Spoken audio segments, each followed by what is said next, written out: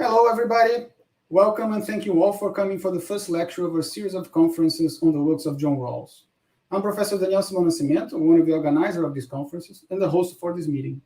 I'd like to begin by thanking Professor Marina Velasco, who is here with us today, my colleague at PPGLM, Ulisses Ferraz and Bruno Cariello for their help with all the arrangements, and Tiago Carneiro and Mauro Filho for their help with any eventual translations that we might need from Portuguese to English, so that everybody can ask their questions in Portuguese if they feel more comfortable speaking in Portuguese.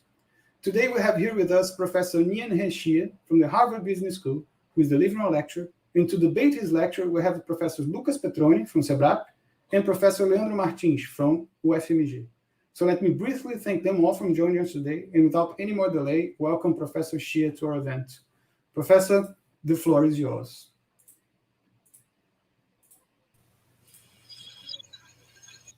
Great. Thank you. Thank you very much, Professor Nascimento, for the invitation, and also Professors Zanitelli and Petroni for commenting on the talk today.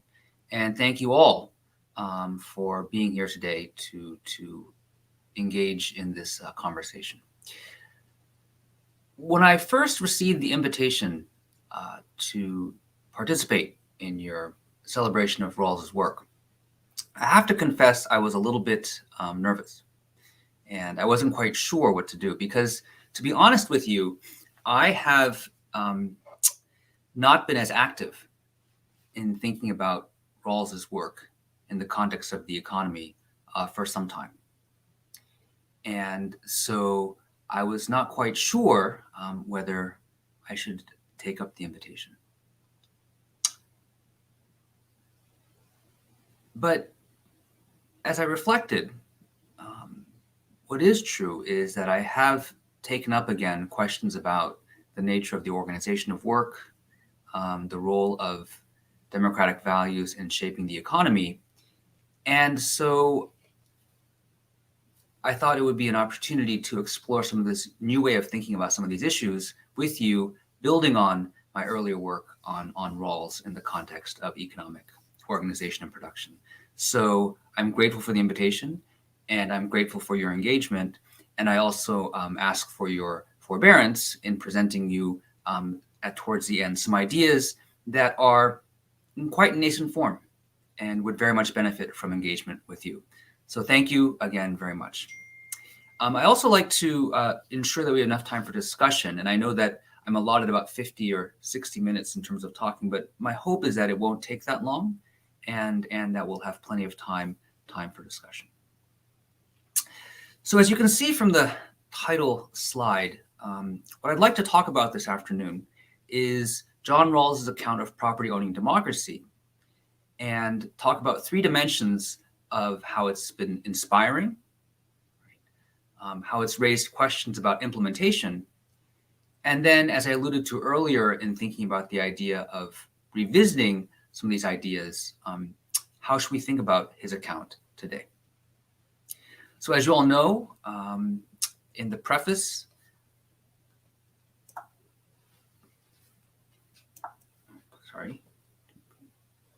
in a preface to the revised edition of A Theory of Justice, right, John Rawls writes, "If I were writing a theory of justice now, there are two things I would handle differently.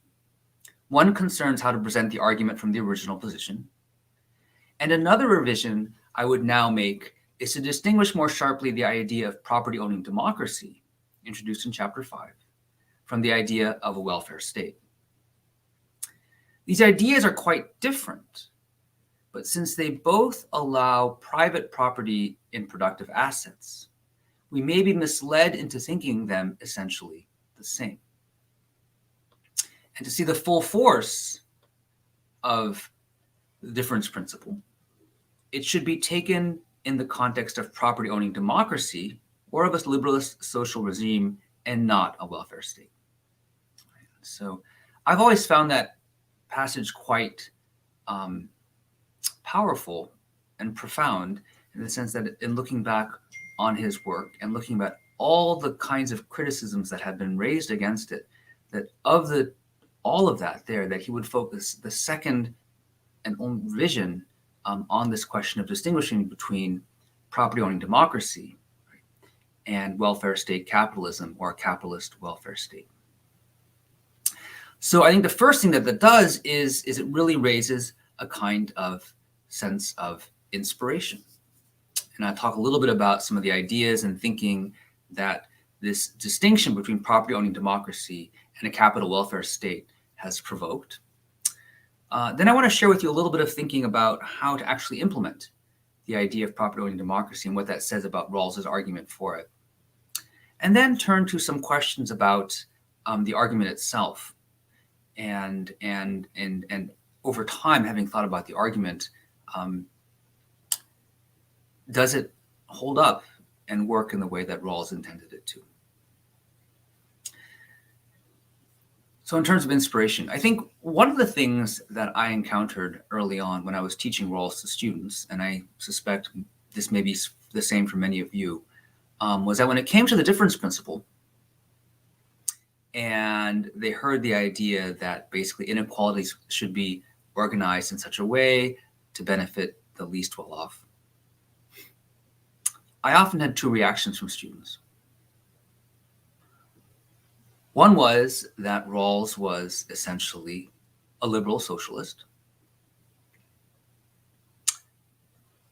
And the other reaction was that Rawls was basically an apologist, right, for some form of neoliberalism, right? The idea that we called in the United States trickle-down economics, that basically if we allow the rich to get richer, then all boats will rise with the tide, and so the worst off in society will be better off than they could be. And so Rawls is seen as either the socialist, right, or an apologist for neoliberalism, and in some sense, then basically an apologist for welfare state capitalism. So the emphasis on property-owning democracy as being distinct from welfare state capitalism, and also distinct from liberal socialism, but at the same time being able to satisfy the principles of justice, I think really opened up a space for many people who were interested in more progressive reforms to be able to talk about and think about. And certainly that was the case for me as well. So a common example we might throw out is the Stakeholder Society, right? The book by Bruce Ackerman and Anne Alstott, and that idea you may have thought a lot about in the UK at the time, sort of this third wave kind of thinking in between capitalism and socialism, and thinking in terms of a stakeholder society. So this is, I think, sort of one kind of manifestation of the inspiration of this distinction that Rawls drew between property-owning democracy and welfare state capitalism. Of course, it should be noted, right, that property-owning democracy was not originally Rawls's idea, but comes from the economist James Mead, who had been working on this issue for a number of years. And so certainly it's not a new idea necessarily, but the idea that that form of organizing the economy with private ownership of the means of production, right, could satisfy the principles of justice and be distinct from welfare state capitalism. I think that was the part that many people found inspiring in Rawls' distinguishing between property-owning democracy and welfare state capitalism. For myself, I think for a number of other people, another kind of inspiration was that it helped to suggest that liberal egalitarianism might have more to say than is commonly thought about meaningful work and the participation of workers in the management and governance of economic enterprises. So just to set some context, as many of you I know are familiar, liberal egalitarianism has sort of long been thought of as not being able to say much about the internal organization of work within firms, right, or about the nature of work that people have a claim to. Right? So the idea is that liberal egalitarianism focuses largely on the background institutions that organize the economy, but within the economy, it's a realm of private contract. And so what role workers might have in the participation of the firm is really something that's sort of left up to the operations of the economy and private contract. And similarly, as far as questions of what kind of meaningful work workers might have a claim to, is also something that is sort of left aside, in part because I think concerns about neutrality The thought was that any prescription on the part of the state as to what kinds of work would be preferable, more meaningful for workers to have, and workers having a claim to that would sort of violate requirements of neutrality. But the idea of property-owning democracy as being distinct from welfare state capitalism, I think, opened up for many the opportunity or window to think about the possibility that Rawls's theory of justice and liberal egalitarianism more generally, right, might actually have the theoretical resources, right, to say something more about how work ought to be organized internally within the firm with regard to, say, the participation of workers. And similarly, whether or not there might be some claim on the part of workers to meaningful work. And meaningful work here is defined in objective terms, right? It's not simply the kind of work that workers find meaningful in a subjective sense, right?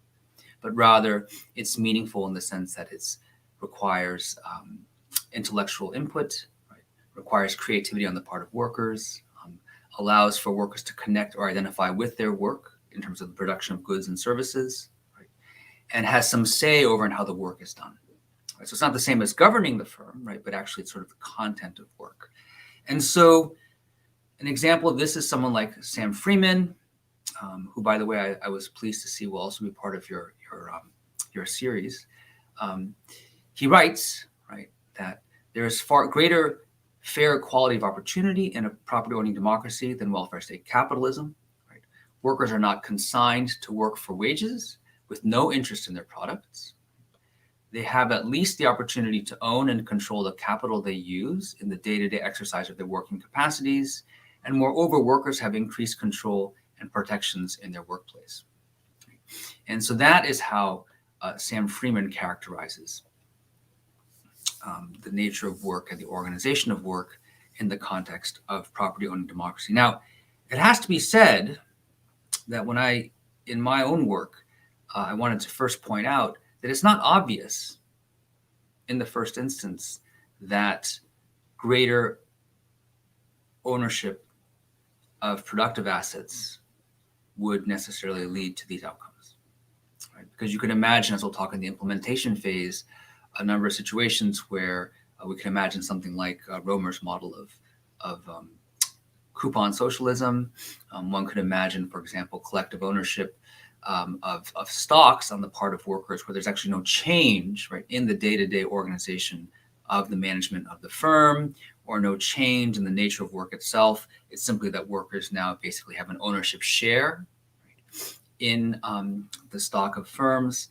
And so it wasn't entirely clear. And also, I think ownership of productive assets, if we think about wealth more broadly, might involve things like ownership of houses, real property, cash, other things that don't necessarily relate directly to the organization of work within the firm, right, or the possibility for meaningful work more generally. So I think, but at the same time, I think this is sort of how people conceived of what would happen under the case of property-owning democracy. And so for me, it was important to try to understand what's the connection then, right, between some of these changes in the organization of work, right,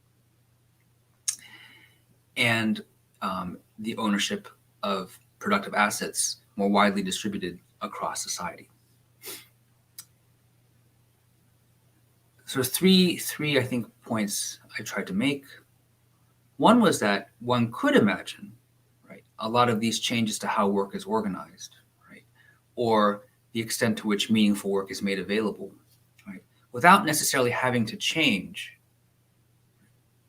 the distribution of the ownership of productive assets. Right? One could, in fact, do this through legislative regulatory means, more directly by restricting the way the economy is set up.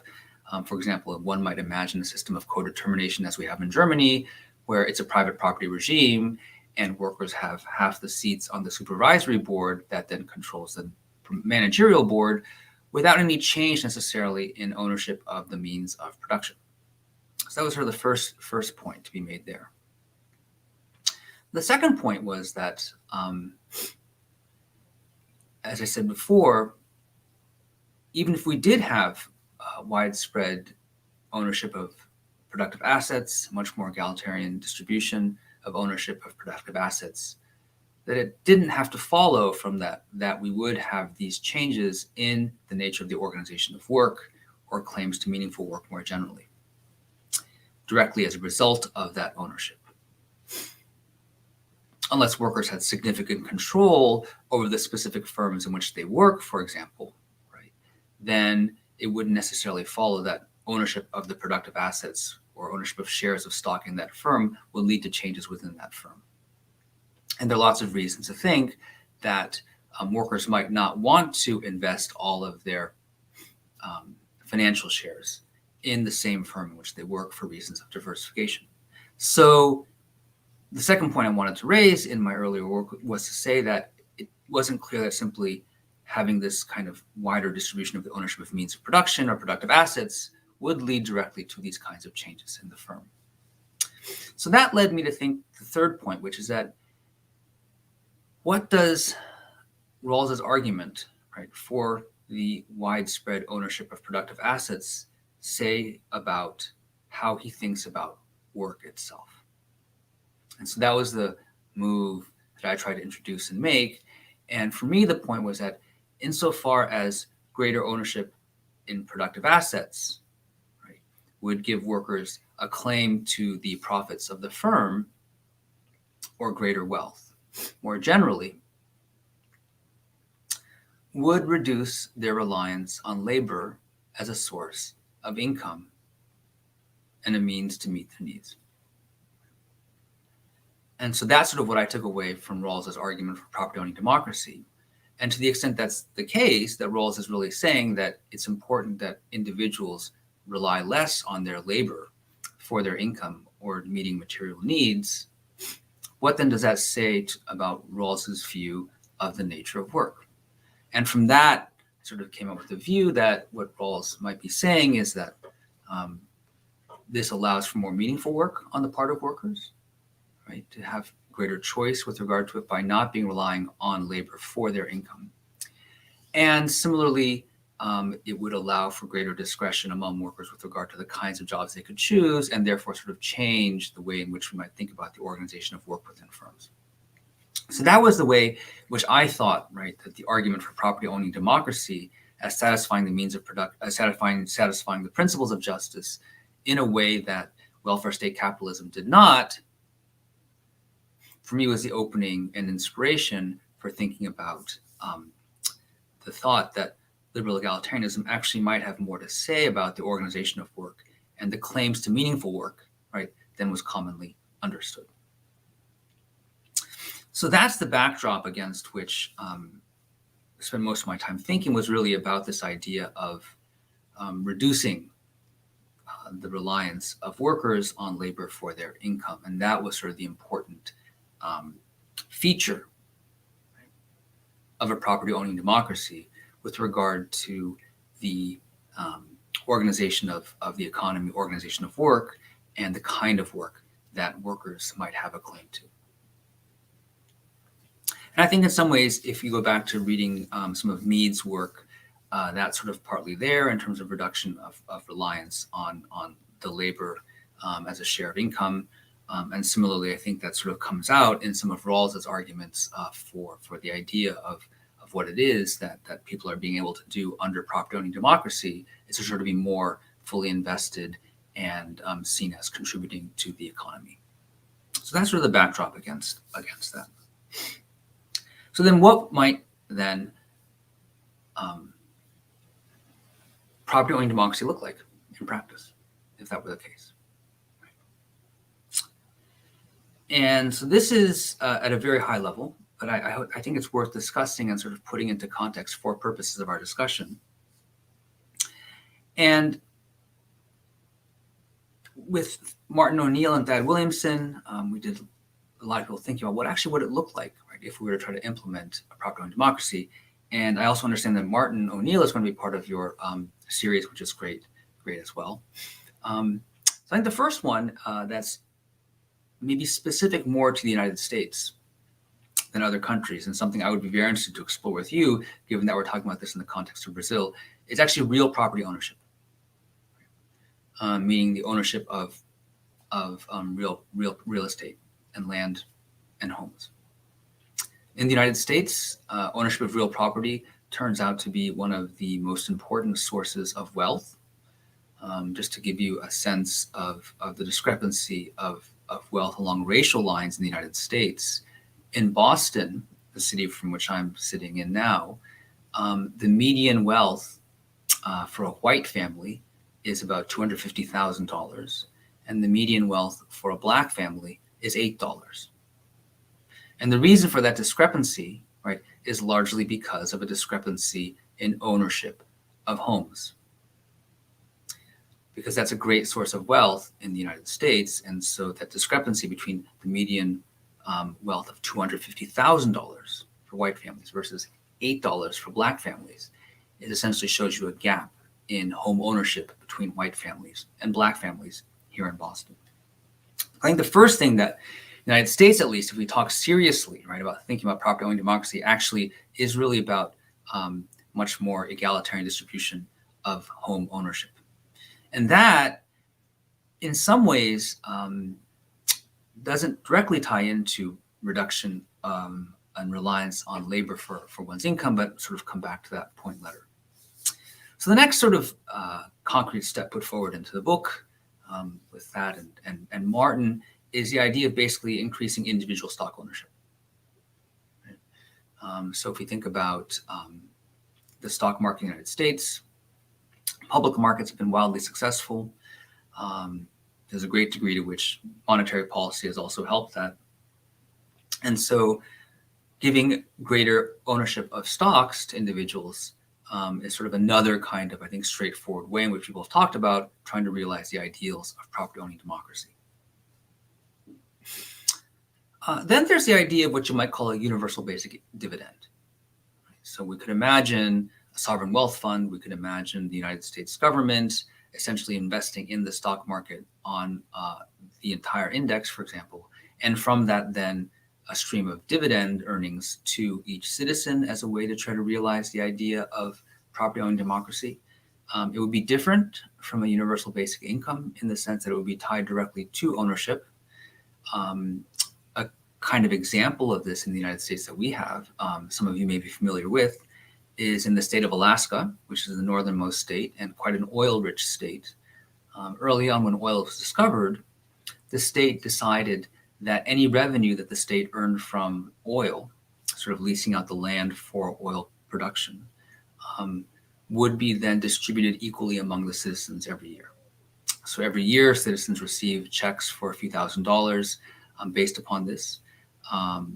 Another much more massive example would be Norway, right, with their sovereign wealth fund benefiting from the proceeds of oil production and putting that money into sort of investing for future generations. So that would be a kind of a way to think about property owning democracy as well. So the government, in some sense, is kind of a pass-through or a trustee, as it were, for holding the property, right, that's being invested in, but not necessarily sort of directing, in some sense, the actual production of how those companies are run. Cooperatives, I think another way to think about property owning democracy at the firm level. So these could be worker cooperatives, for example, cooperative-owned banks by their members, another way of thinking about property owning democracy.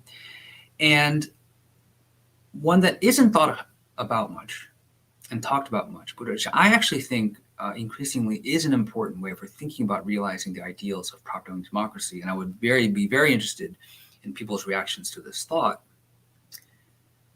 is to actually think more in terms of entrepreneurship for small and medium-sized enterprises. Right? So we may not think of it this way, right? But property owning democracy, in a way, is realized by having a number of small entrepreneurs owning their own businesses and running them. Right? And insofar as we can help increase the success of those kinds of businesses, that's a way to actually help realize the ideals of property owning democracy. An example I've just been thinking about recently is in India. You may have heard about the unrest with regard to India in terms of its farming sector. But the farming sector in India is very dispersed. They're very composed of lots of small farmers. And some people argue that this is inefficient. We should actually really consolidate these into larger corporations. But some people have argued that given modern technology, right, and given what you might call benefits of network economies, where you bring together, right, certain kinds of companies together to sort of form a local cluster, that with the technology and this clustering, the small farmers, right, without having to consolidate into larger corporations, can in fact achieve some of the benefits and efficiencies that are associated with operating at scale with large corporations. And so for me, that would be a very interesting example, right, about thinking about property-owning democracy in a way that isn't always discussed, right, in thinking about Rawls. I think in part because you sort of focus on industrial or post-industrial economies. But there are certain ways in which we think about this in the broader context. Small-scale farming, small-scale landholding, small-scale retail shops. These are all examples in some sense, right, of widespread distribution of ownership of productive assets. So that would be one thing, I think, to talk about as well. And then there's community ownership, where communities might actually engage in a kind of collective ownership of productive assets in that space. We're focusing on community wealth building. Now, the thing about community ownership, though, is that sort of starts taking us into the space of, well, actually, are we moving then away, right, from individual, right, private ownership of productive assets into more collective forms of productive assets? And then if we think about that, right, are we then moving away from, in some sense, right, the idea of a property-owning democracy and moving then closer to something like a liberal socialist regime, which was in some sense the inspiration for trying to distinguish property-owning democracy from welfare state capitalism. And so that sort of then takes me to this question about the revision around thinking about Rawls's idea of a property-owning democracy, and also that earlier point that I had raised about, is the main innovation in some sense in property-owning democracy about reducing people's reliance upon labor for their income, or is it really something else?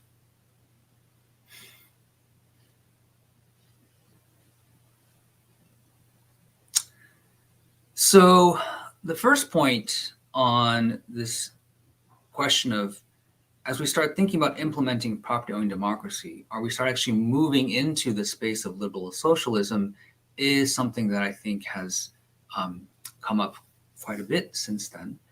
And here's a book by William Edmondson, John Rawls, Reticent Socialist. I believe that William Edmondson is also coming to your series, so this is great.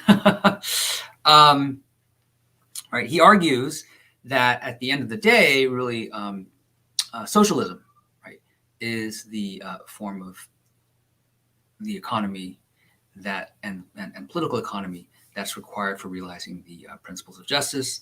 David Schweikart has also made a similar argument that once you start thinking about trying to rectify whatever problems there might be under property-owning democracy by introducing certain institutional changes, you pretty much start coming closer to something like liberal socialism, for example, in the financial arrangements. And even James Mead, right, if we go back to his work, right, in some sense didn't really draw a stark line between property-owning democracy and socialism, in the sense that there are lots of features of what he called property-owning democracy, right, that are in many ways features of the economy that won't associate with liberal socialism in terms of collective ownership.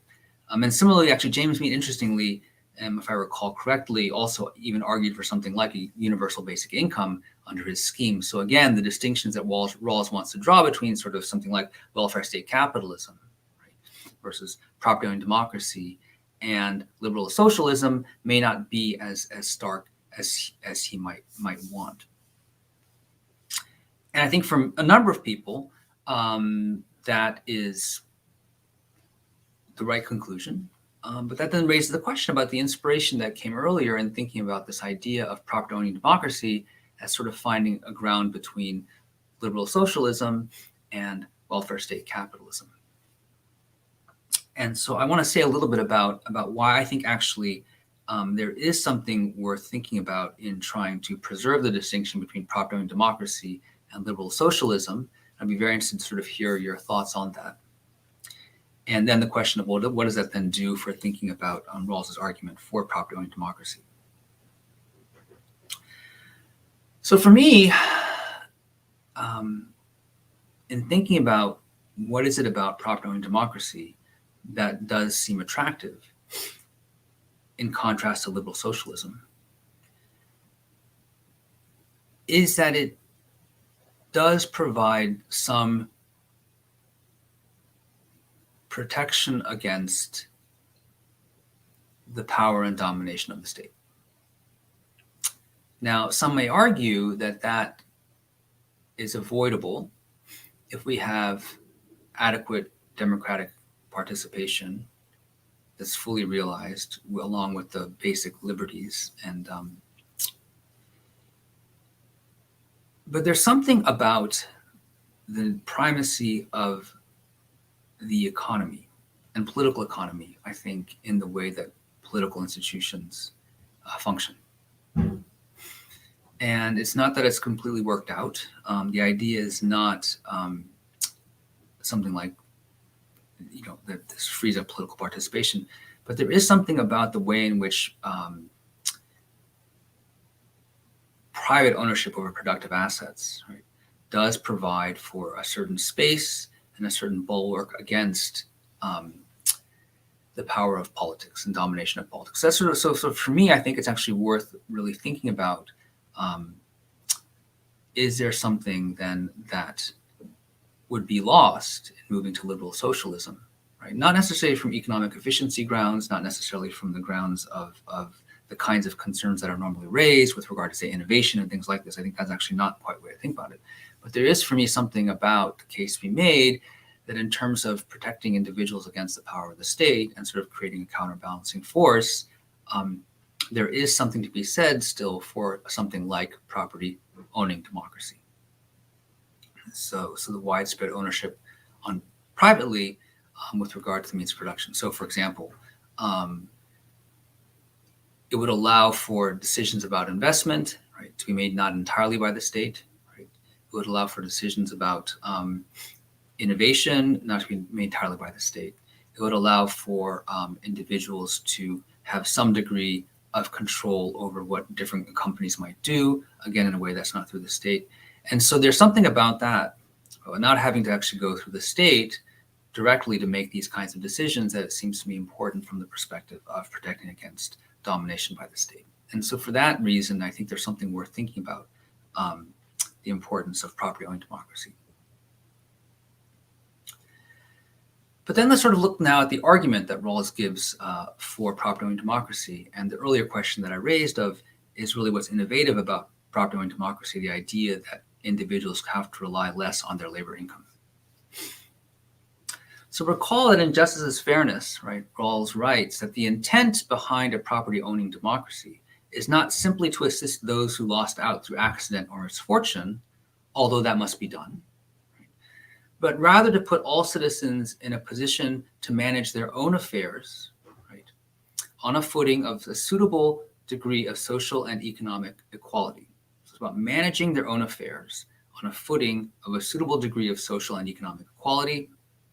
The least advantaged are not, if all goes well, the unfortunate and unlucky objects of our charity and compassion, much less our pity, but those to whom reciprocity is owed as a matter of political justice among those who are free and equal citizens, along with everyone else.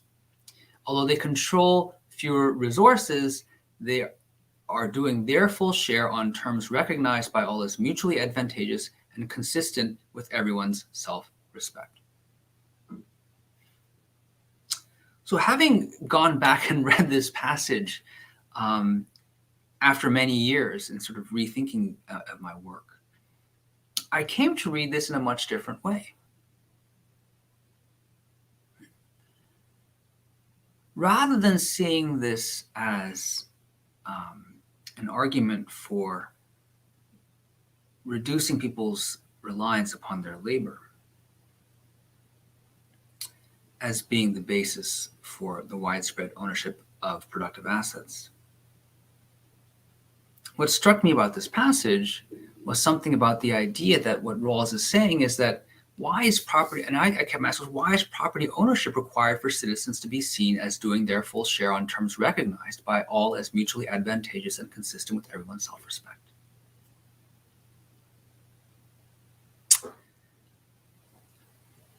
Because in a welfare state capitalism, there's no reason that people wouldn't have jobs.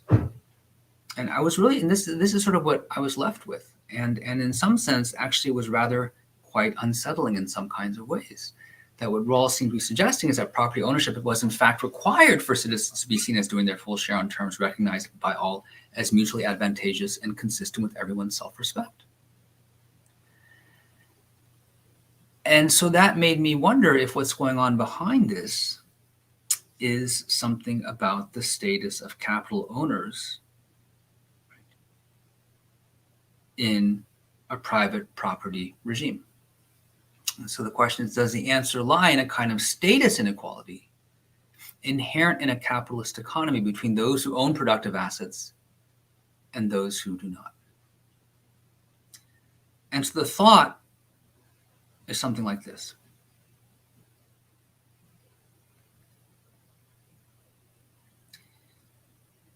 And it draws much more on a kind of a relational egalitarianism way of thinking about relational equality. In a capitalist economy,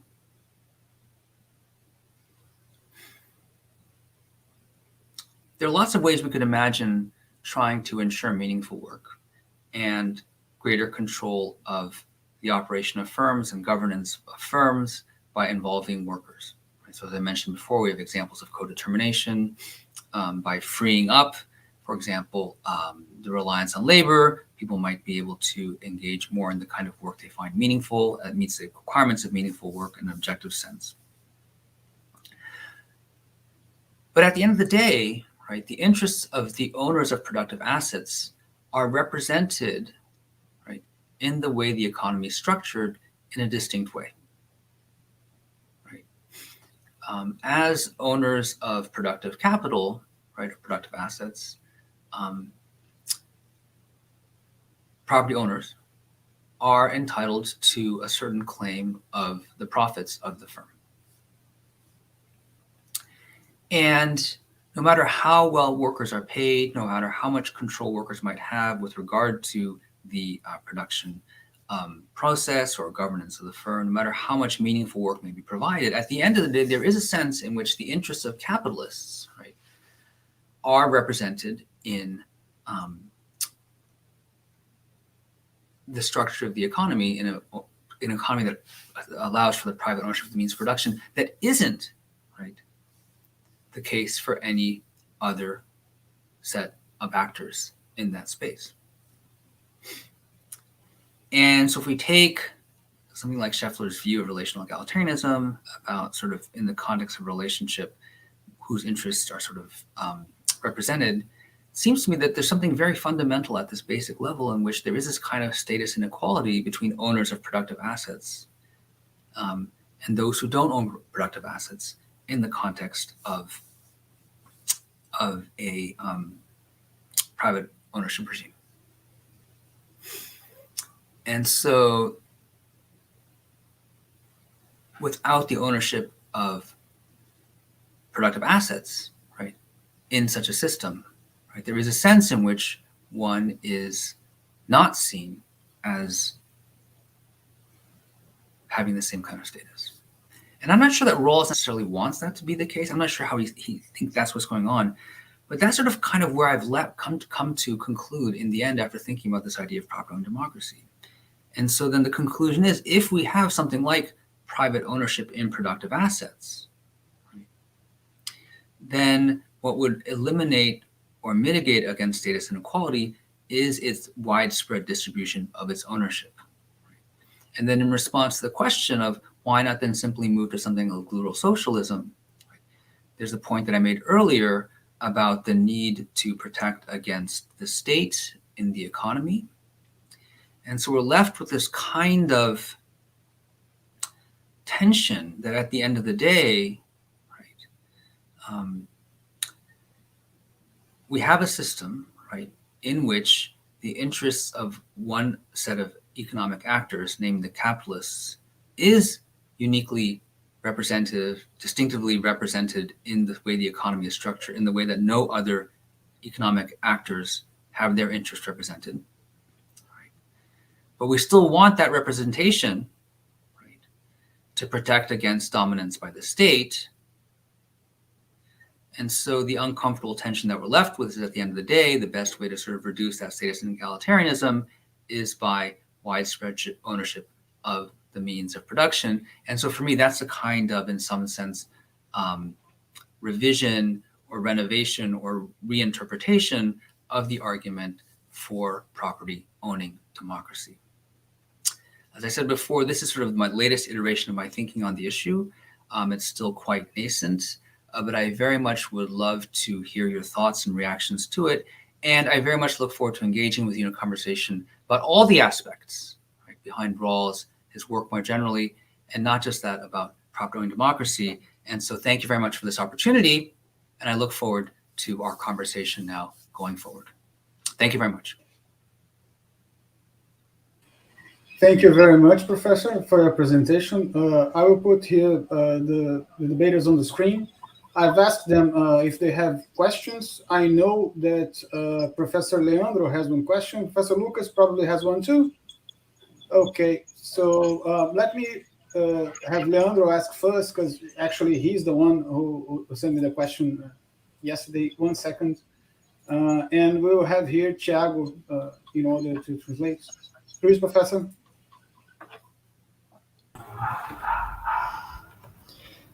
Muito boa tarde a todos. Eu agradeço ao professor Daniel pelo convite. Agradeço ao professor Hsieh também pelas palavras. Preparei, como comentou o Daniel, um rápido comentário,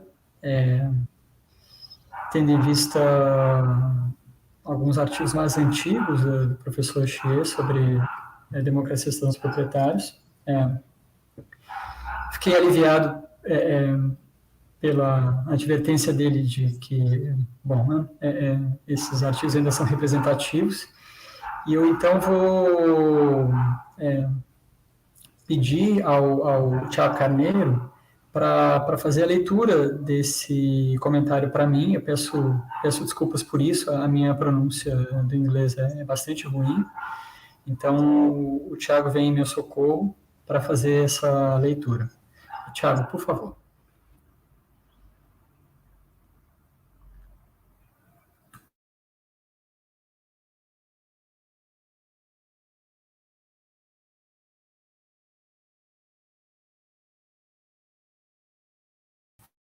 Okay, sorry, I had a problem with the connection. Can I? Okay, thanks. So I'm going to read Leonardos' question. Okay, so here he goes. He says, "Dear Professor Hsieh, I would like to make a few comments on your older articles on property owning democracy, of which the articles Justice at Work is an example. I find these articles very enlightening about the differences between welfare capitalism and property owning democracy. These differences seem important to Rawls, but he presents them somewhat sketchily in Justice as Fairness. My question concerns a feature of your approach that is shared by other interpreters of property owning democracy, such as Martin ONeill and Thad Williamson.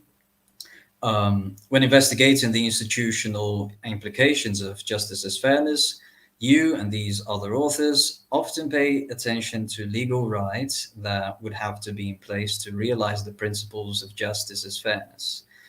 Such an approach is supported, I recognize, by Rawls himself, who devotes much of Justice as Fairness and other writings, such as the second part of Theory of Justice, to the institutional implications, thus understood, of justice as fairness. For me, however, the equation between institutions and legal rights is faced with the following difficulty. When an institution is so characterized, it is impossible to define which principles of justice it serves. Legal rights, such as workers' rights to the co-management of companies, are meeting a wide range of principles of justice and even considerations that have nothing to do with justice. This restricted view of institutions, which equates them with legal rights, poses a special problem for Rawlsians because in theory of justice, Rawls defines a well-ordered society as a society whose main institutions satisfy certain principles of justice and are recognized as such by citizens. How is it possible that institutions conceived strictly as legal rights meet this requirement? One solution, it seems to me, is to alternatively conceive institutions as social practices. Like other social practices, institutions are characterized by norms or conventions that are reflected in the behavior and attitudes of the participants.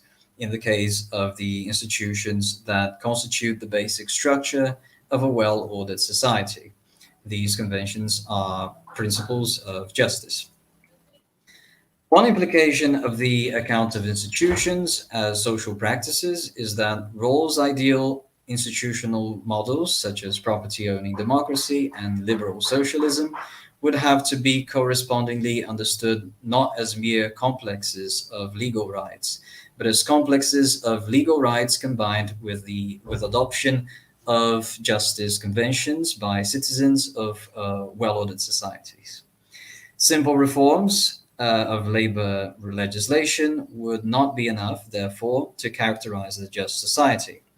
These reforms would need to be implemented as a result of the willingness shared among citizens to comply with the principles of justice. And that's the question. Well, thank you very much for the question.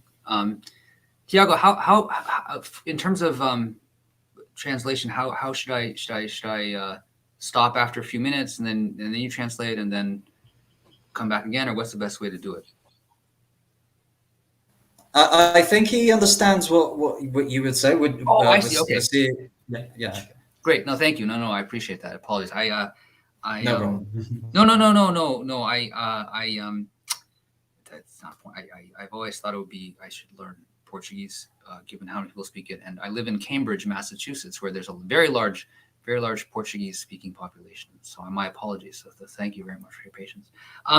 Look, the issue that you raise, right, is I think one that's it doesn't just apply to the labor issues. It's one that's, it really goes to the deep of this whole Rawlsian approach about focusing so much on institutions. So there are at least, I think, three ways in which we can understand this point. I sort of not sure exactly where I come out on all of them, but, one is this idea of thinking in terms of so one response is, okay, so one is sort of something like Jerry Cohen's point, which is that if we take seriously, right, the Rawlsian approach, this idea, this distinction between institutions, right, and individual conduct, right, sort of falls away, right? We should be thinking about justice in basically all of our actions, and not just sort of at the level of institutions. It's not enough to sort of focus on the rights that we have prescribed by the institutions. We have to think about our individual actions as well. So there's that personal piece, and then it has to be governed by kind of a public ethos of justice, motivation of justice. I think if I understand you, I think that's sort of one way to understand your criticism is along the lines that sort of Jerry Cohen has raised. Yeah, I think that's right. Another one is that the boundary between what counts as, this is a slightly different point, I think, but what that there's a sense in which this strict delineation that Rawls has between sort of like the political sphere and the economic sphere, like in some sense, we can't draw that as well either. Like all the actions that we take, I take it, as you pointed out, sort of fulfill lots of different kinds of principles or values at the same time. I think where Rawls could come back on this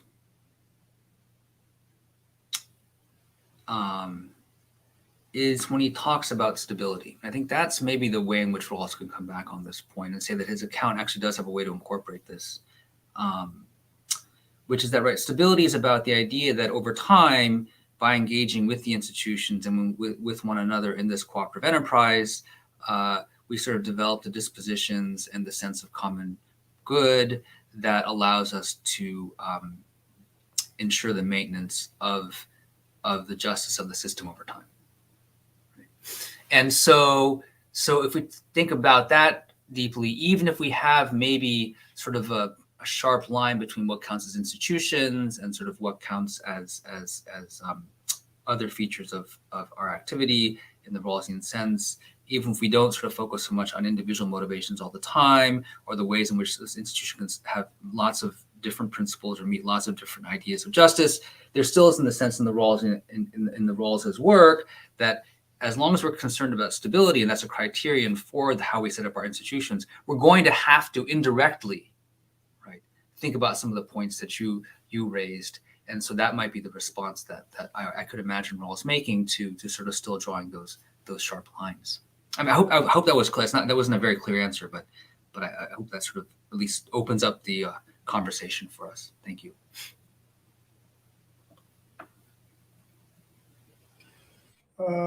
Leandro, não sei se você quer responder. Não, Daniel, fiquei satisfeito. Vou agradecer em inglês para ele aqui pelo chat. Tá bom. Bom, chegamos então agora à pergunta do Lucas. Lucas, por favor. Daniel and Professor Enlightening Talk.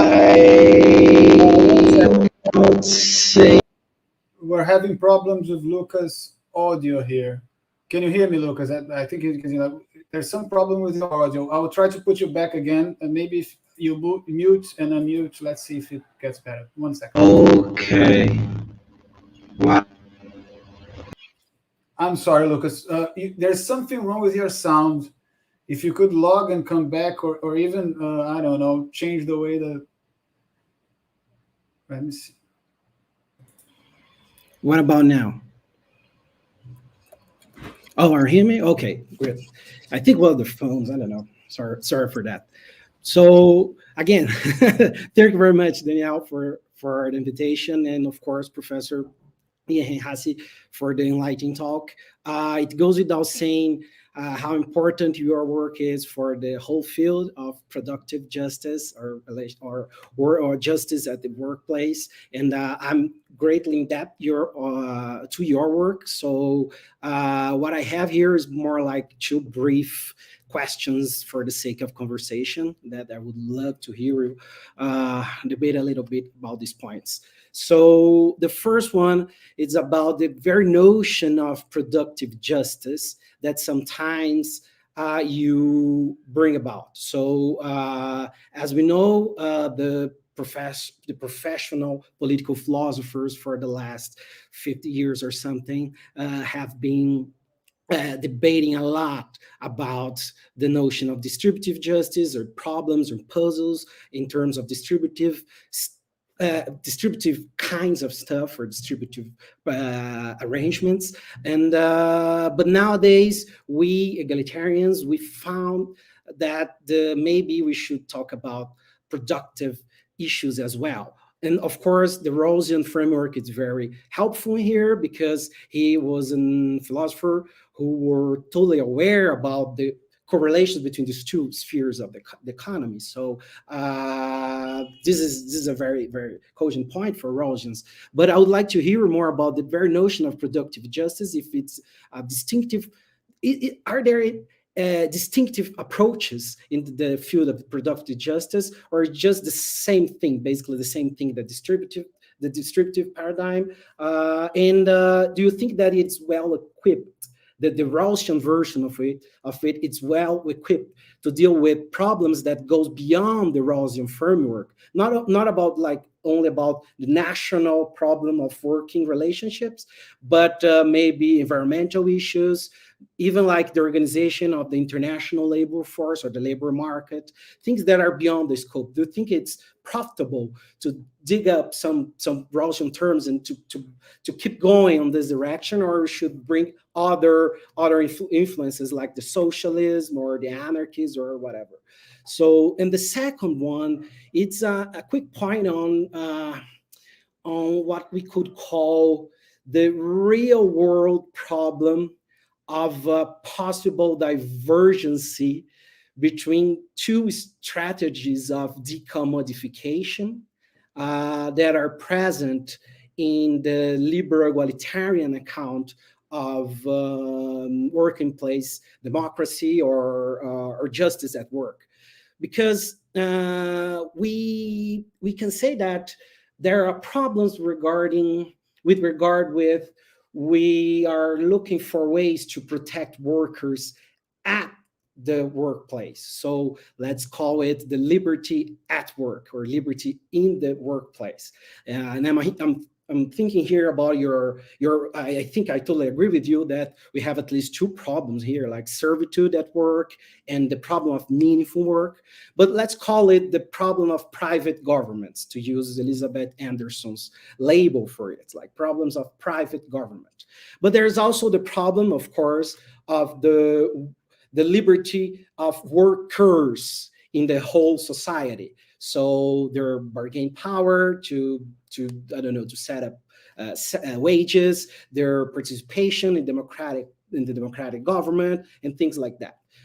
In the past, I think that it was a little bit easier to make the two of them converge in social democratic policies. Like we have the great social democrat parties, mass parties on one hand, and the labor unions on the other, working together to get both things, like protection inside the workplace and the decommodification of workers as a social class. But in a very globalized economy, there is something to be said about the possible divergence in between these two strategies, because we can protect workers inside the firms, making very robust and strong legislation against private government, but make the whole market jobs more expensive in the international competition. So, or like we could think about like, oh, let's close a little bit our labor market regarding some kinds of works and protect them. But on the other hand, we can say, no, forget about protecting workers. Let's go for the widest possible distribution of assets or income through, let's say, basic income experiments, and protect people from taking part of working relationships, and make the economy totally open to international forces. I think this is I totally understand that from an ideal point of view, we should strive for both.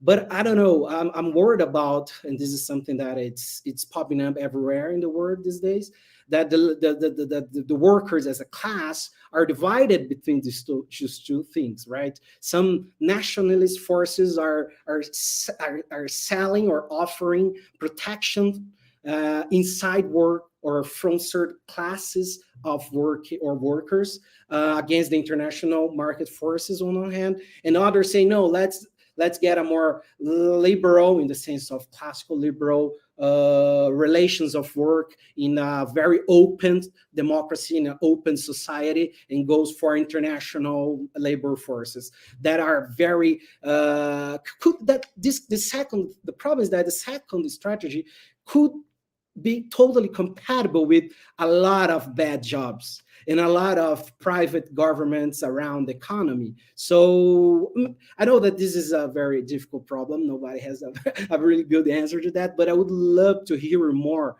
about the crux of the problem, the point of the problem, and if the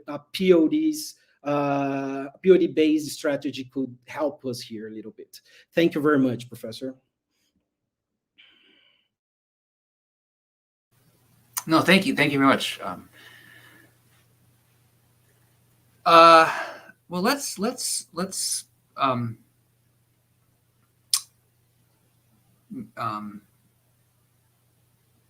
both good questions. I'm trying to think which way to start. Let's go to the second question. And so in a way, the second question that you pose, right, the challenge of what happens with regard to protecting certain kinds of opportunities through work in order to ensure that people have good jobs, let's say, income and meaningful work and control of work. And at the same time, that's in tension with other benefits that we might get if we were to liberalize, right, those protections. In a way, that's exactly the kind of setup I think I had in mind, or many of us had in mind, in why property owning democracy became so attractive, right? So you're right. You could say, look, if we approach this from the perspective of traditional sort of mass mobilization of workers, or sort of labor as a countervailing power to capital, this is exactly the kind of setup where property owning democracy might look very attractive, right? Because what property owning democracy does, as I said before, what I used to think was the kind of key feature of property owning democracy was the reduction of people's need to focus on labor, right, as a source of either income, livelihood, even sense of purpose, and things like that. So in some sense, property owning democracy is exactly right. What I think that's one vision of what property owning democracy would do if it's sufficiently substantial. So in lots of ways, right? So it could be that if we think about the great, the growth in returns to capital over time, the fact that in a globalized economy, there will always be somebody who will do the same work for less, right? In that kind of a scenario, and you could imagine this is exactly the idea behind property owning democracy. Right? That's sort of what makes it attractive. Obviously, there are lots of questions on how we implement it, how we do this, the redistribution that's required for it to happen. But you could imagine there's a way in which we could think about that. So then the question is, well, why, if that's the case, right? Obviously, there's resistance from people who for redistributive reasons, let's say.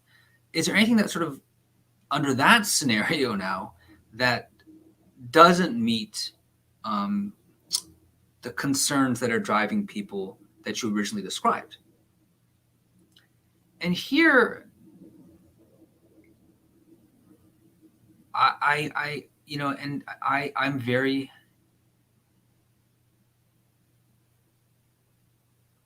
ambivalent about two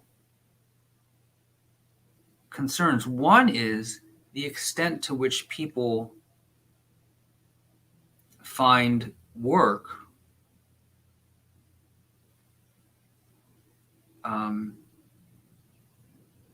important for meaning making in their lives. Now, I go back and forth on this. I'm not quite sure what to make of it. It's not clear to me that even if one is really, I don't know. I don't think the really wealthy people are sort of worried about meaning making in their lives because they don't have to work. But in a sense, they kind of construe what they're doing as work, right? Everybody. So there's a sense in which that's I think that's going to require something about that. So that's the one thing that property owning democracy, we'd have to.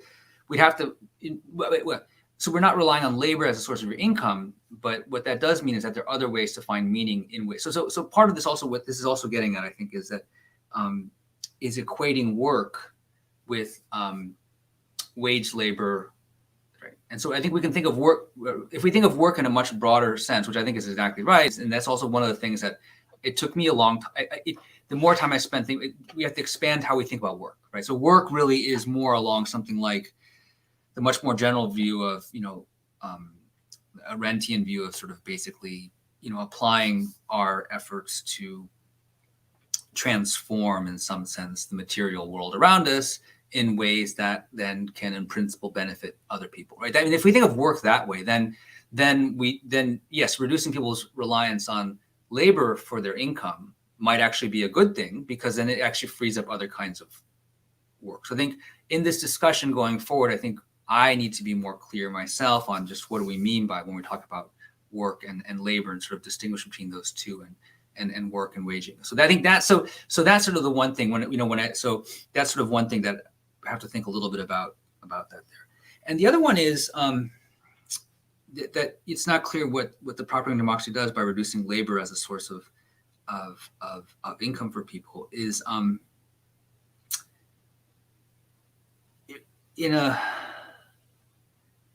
and this maybe gets to your first question, which is how do we think about this on a global scale? Right. So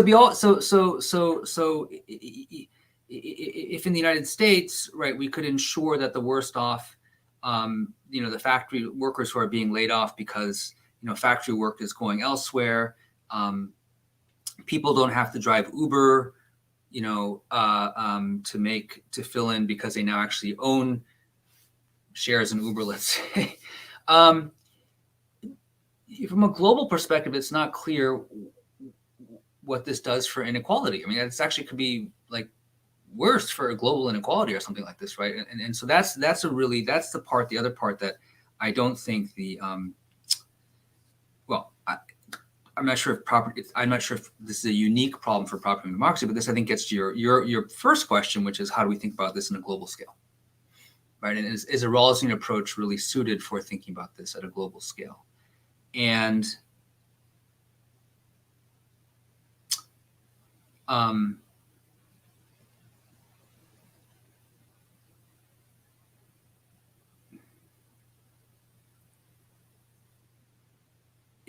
that's hard. And that's where the more I think about it, I sort of have also, that's kind of where my thinking has gone away for, I think, that reason. I think it's harder to think about it in terms of a global scale for some of these issues. And in a way,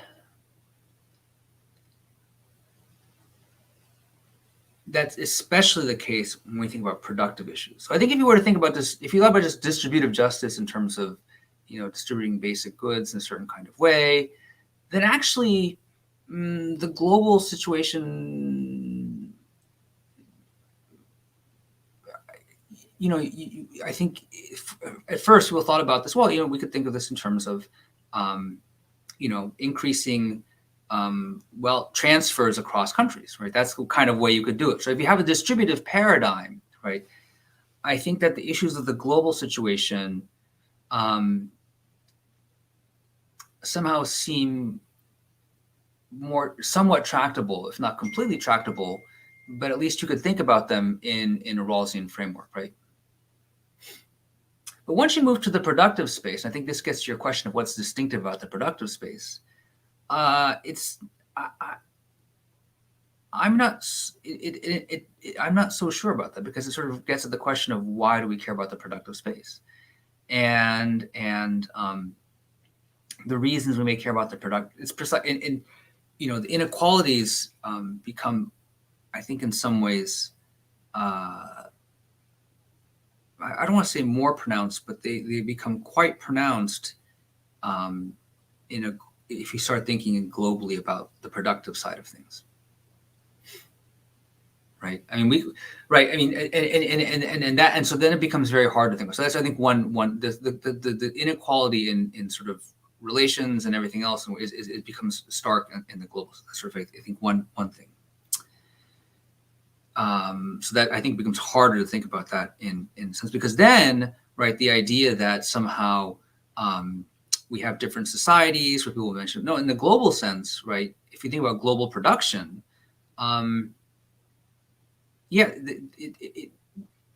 you're involved in one big global scheme of production, and if we think about issues of domination, then you have to think in a global sense. So so I think that's actually why the production side, once you think about that seriously, makes it harder. So that's, I think, the first thing I would say to that.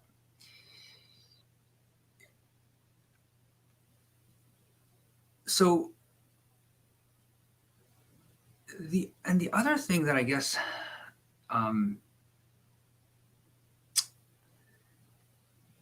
I think about, in terms of my own thinking, I sort of have sort of come back to this question. I think more is, but even if we think about it that way, there's still something about, I still don't think we can get away in thinking about, nations and states and things like that. And it's not at all clear to me how to strike that balance anymore. I think that I'm sort of at a loss on that point. But to your point, I do think that once we open the productive space, it becomes much harder to think in non-global. I hope that's sort of responsive to some of your points. I'd love to hear your reactions to that. No, I'm totally satisfied with their answers. I think this is some basic. I think that it happens a lot with the kind of theory that is produced in places like United States or Europe, where the country it's closed a little bit, like they close it for analytical purposes, especially economic purposes regarding distribution and political decisions. And it makes sense because they are very powerful, and they don't rely a lot on international forces. But when you go around the globe, like the other places, probably United States, China, and Germany, I don't know, these places could afford off this kind of local productive account of justice, because they impact a lot other places. So it's great. It's great for everyone, for all the workers in the world.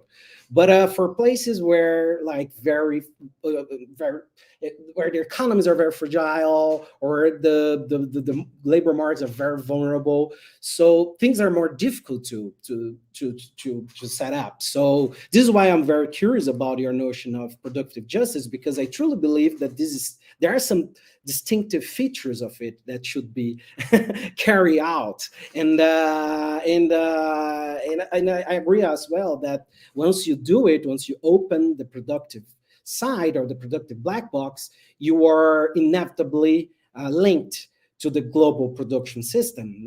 And probably we should like relearn some very important categories of the global sociology or like anthropology, and we should like bring together to try to do something based on the property-oriented democracy approach, but going for like different approaches. So yeah, perfect. Thank you very much for the answer. Well, no. This is a great insight, and I think this is the great insight of Iris Marion Young, right? So Iris Marion Young's right, talking about sort of the struggle. I mean, she's right. I mean, there's something that once you move to the productive part, we think about the global structure of production.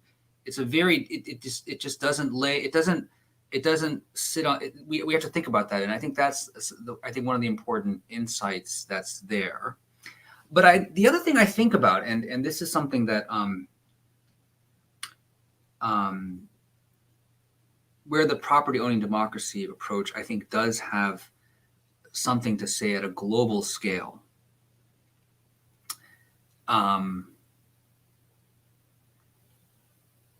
If this is possible, is, as I mentioned, I alluded to in my talk, how technological innovations that sort of lower transaction costs, and if you can create clusters of small producers, there may be ways to achieve the benefits that we've achieved in the global economy at scale without actually having to consolidate economic power in those institutions, right?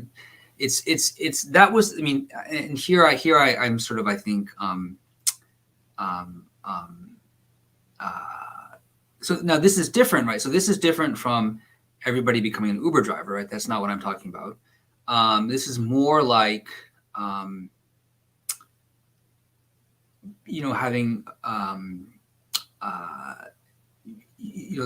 people now talk about the creator economy, right? That we're now in the age of the creator economy through the internet, and creators have great connection and influence to audiences, or to market the whole world, can be their market.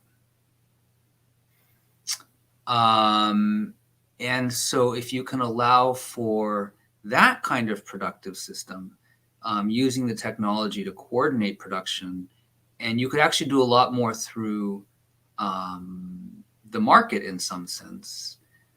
Maybe not for everything. I don't know. There's still benefits of, but so if you could imagine that, that would be actually, that for me is actually where I think property owning democracy could still be quite a powerful idea, right? If we think about this in a global kind of sense, right? Now,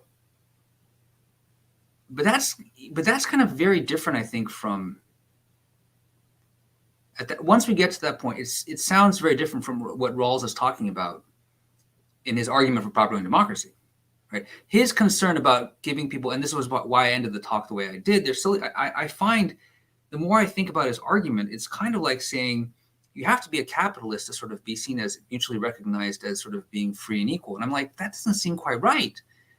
But what I'm describing is not at all about that. What I'm describing is sort of productive justice, in a very basic sense of, how much are people earning and getting in return for their activity. And so it's very much about justice in production, and that very, very kind of, I think, closer to a Marxist or some other kind of sense. So, but that for me is, I've often, that's kind of what I held out for when I remember thinking to myself, oh, is this, couldn't technology sort of realize, that, but that hasn't been the case, right? Because it's still very centralized. And so the question is, and I think that's what all these movements are, whether it's blockchain or cryptocurrency, they're trying to find ways to essentially decentralize the economy using technology. And if there's a way to do that, that could be the way forward. And property owning democracy there is important for I think different reasons than what Rawls envisioned. So, I don't know. I mean, let me ask this question. I mean, in Brazil, if you think about Brazil, could you imagine that I've just described as happening, that you could harness technology and provide sort of widespread ownership of access to capital for people in a way that they could then essentially operate as small freeholders or artisans? I don't know, but that would be the ideal, right? Right. Yeah. And I think that it would work for particular clusters inside the economy or regions, but not the whole thing, because we have a very deep problem regarding basic welfare institutions. So like poverty and health issues. So I think this is a prerequisite for asset-based policies in general, right? Because I don't think it's a very good idea to distribute assets for people just to pay for medicines or, I don't know, for water, I don't know, maybe I'm totally wrong, but it doesn't fit for me. But I mean, it's a possibility.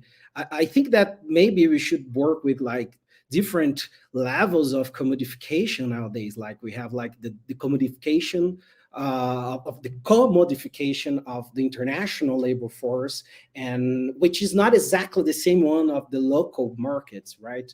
And I think that it's more probably the workers in the United States now are very vulnerable to be commodified in regard with the international forces, right? Because they can lose their jobs to no, Chinese factories, but not in the sense of the local market relations, because they have opportunities, they have some kind of health protection, or not so much, but anyway, more than most of the whole world. And I don't know, maybe these two levels we have to find ways to bring these two levels together, coordinate, right? In a way that one of them do not trade off against the other, because this is exactly the game that the far right wing now is playing. If you want protection, we should close borders or enhance identities and whatever. But anyway, I've talked too much. Sorry for that. But again, thank you very much for the answers. Thank you. No, great questions. And So, Professor, we have a lot of questions for you. I will ask you just one quick question before we move on to the debaters. So, I'm sorry, to the audience. You talked about democracy in the workplace, and I understand that's kind of a Rawlsian agenda. That there are a lot of people talking about it, saying how that is cogent with Rawls's work. But when I look for it, it surprised me that like this term does not show up at all in theory of justice. That reference to Mill does not show up at all in the theory of justice. And the only place where workplace democracy appears in Justice as Fairness is exactly on the 52 paragraph where he says, well, you know what, everything might linger on that. And so it's a very small quote, but it's so heavy. And at the same time, you start to look at how people have talked about workplace democracy and how they manage to square with it. And I have to say, I find that your interpretation is one of the most originals I've seen. And I would like you to clarify a little thing for me, which is this. To me, like the whole interpretation you give in that 2009 article lingers on how you read paragraph 79. And there's one sentence there, one expression that's servitude at work. And the way you interpret that, I found that very interesting because you move from that quote, nobody shall be held in a servile relationship at work. And you say, okay, so that's a right against servitude. And then you move from the right against servitude to the right against arbitrary interference. And that's how you put the whole democracy in the workplace agenda. What I would like to ask you is this. Do you think that there is support in Rawls's work somewhere, I don't know, in the passage which are normally taken to support workplace democracy, or in the passage where he talks about arbitrariness, linking that, to the concept of justice, someplace in there where we could actually say, this is Rawlsian, this is grounded in Rawls? Or do you believe that this is an original interpretation you're developing a new way to think about this and to make it fit? And just to be clear, I think that both options are entirely valid. I think that the most important thing is to think within the framework. So again, thank you very much. I would like to know what you think about that.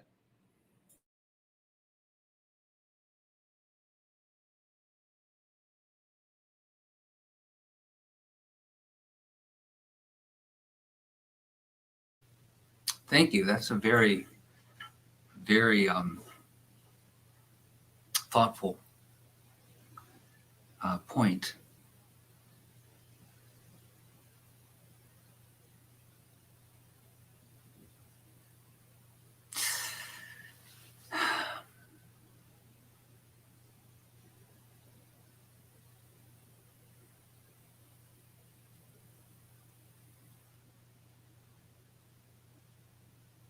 I'll have to think about it. This is really good. Well,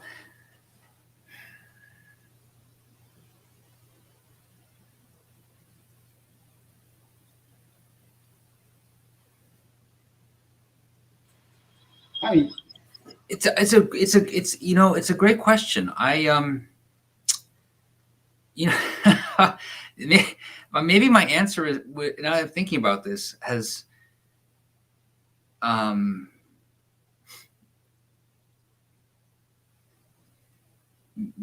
maybe it's changed over time.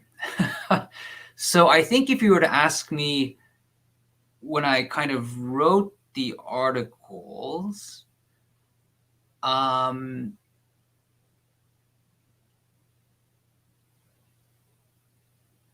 think the original articles presented as like, this is sort of a development basically within Rawls's framework.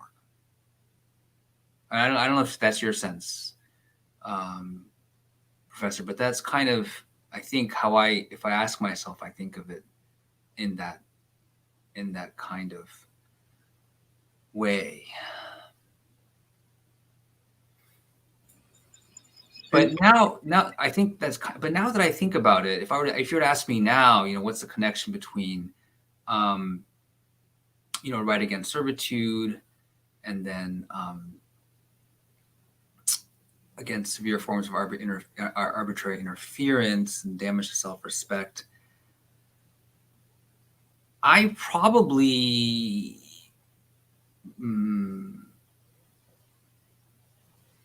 I'm not sure I would actually make that connection as directly.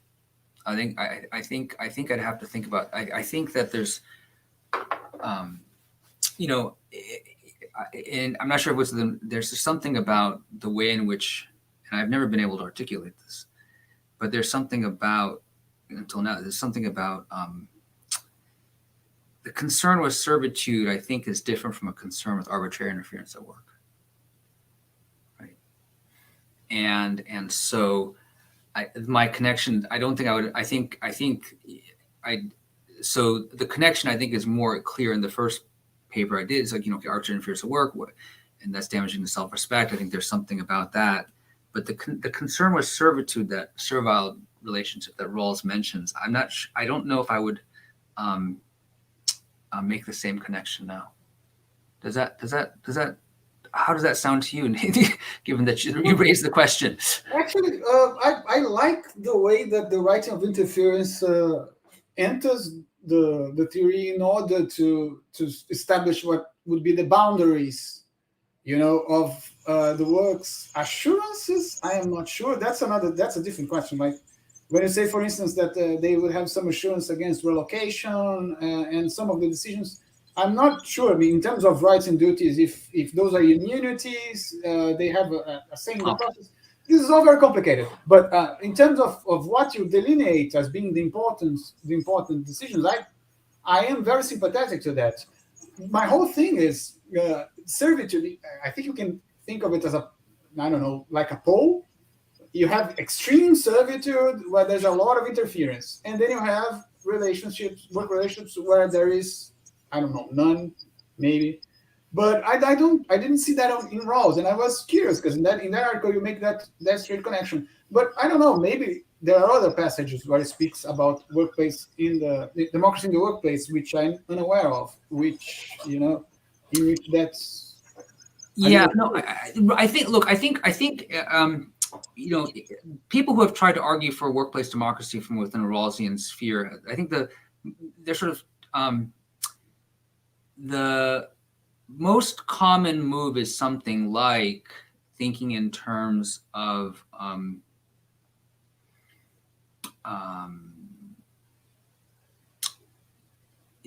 something about. No, I don't actually nobody really talk. I mean, he doesn't really talk about it. I think it's something, you know, there is some version of it which comes down to maybe you need more worker participation in firms to sort of make firms more democratic because of issues of political liberties. I think there's some way that's kind of an empirical connection people have drawn, right? So that would be a greater sense of equalizing political liberties. Another way that people have tried to cash it out a little bit might be in terms of something like thinking about, you know, fair equality of opportunity to offices and positions, and so insofar as that's, you know, these are kind of positions. You can imagine that's another way in which you could think about trying to democratize worker participation in firms. But the arbitrary interference one was different for me, and I kind of really wanted to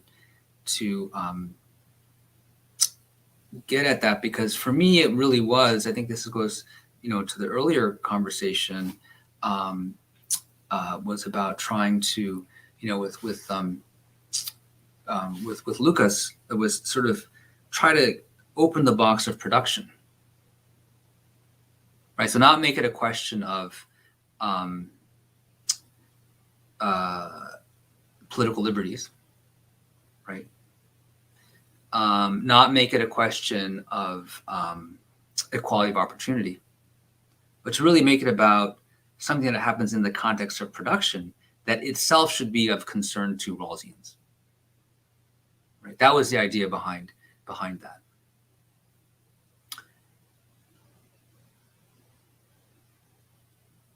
The concern with servitude, in a way, is it's related, but I think it's actually different. I'm not sure if Rawls thought, but servitude is about status, right? The kind of status that one has and how one stands in relation to another, which is, it can give rise to arbitrary interference, and that could make it why it's troubling. But there are lots of instances of arbitrary interference. I'm sort of ambiguous about this in the context of the firm. I talk about it in terms of power and not authority. If it's authority in the firm, then it looks more like servitude, right? But if it's sheer power that managers have because of the economic conditions and the distributions of rights, then it doesn't have to be servitude. It's just more arbitrary interference. And I think that's probably where I was at the time. And so it's not the same as servitude. Whereas now, the more I think about it, I think my concern maybe even,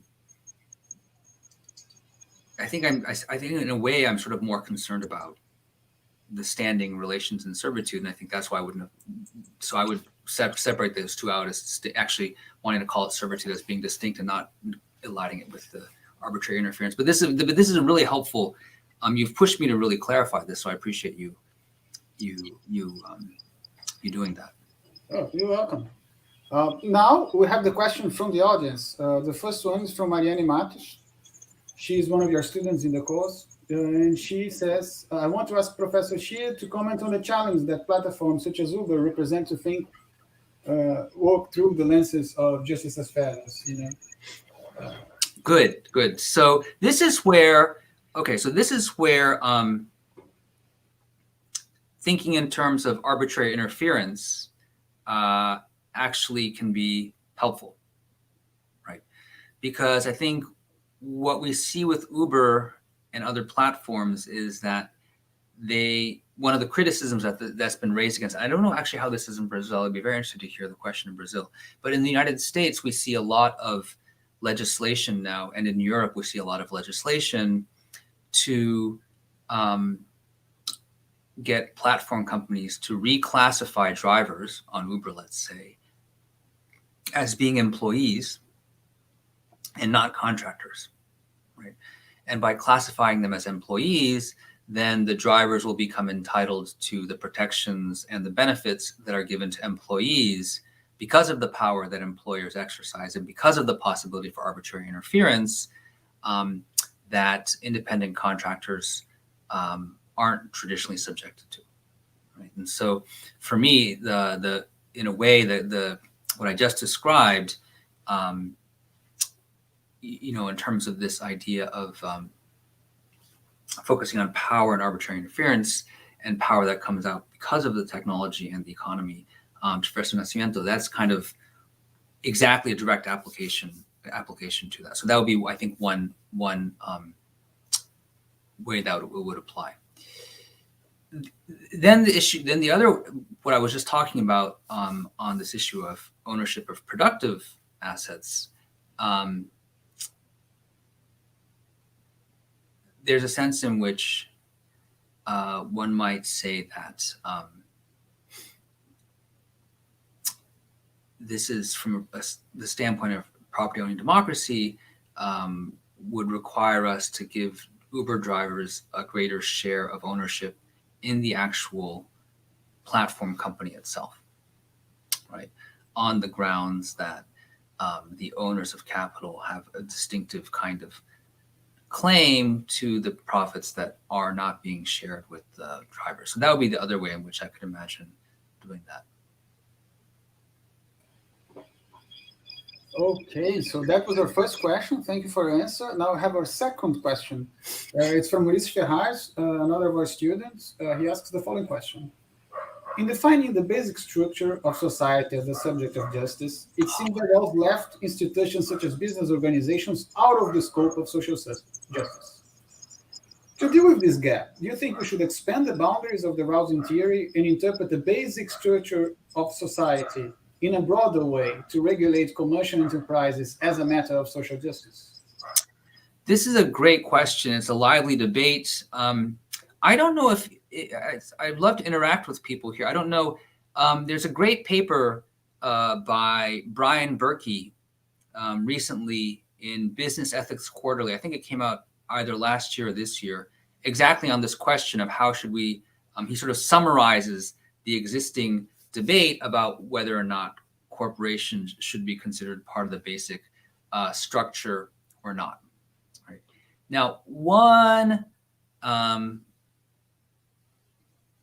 argument, so it's part of the problem is that Rawls is not always clear on what should be counted as part of the basic structure, right? One way you could think about things as being part of the basic structure is through what's called like the profound effects arguments. In other words, to the extent that any set of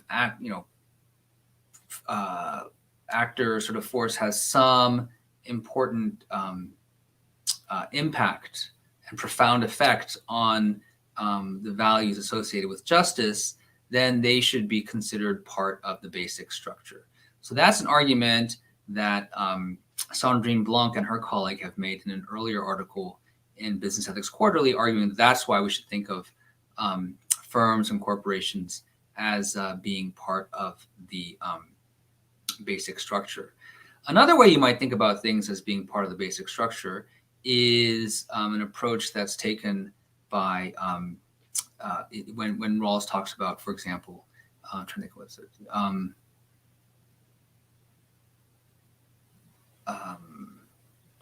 It's not the profound effects, right? But it's the idea instead that the reason things should be part of the basic structure is more about sort of coercive,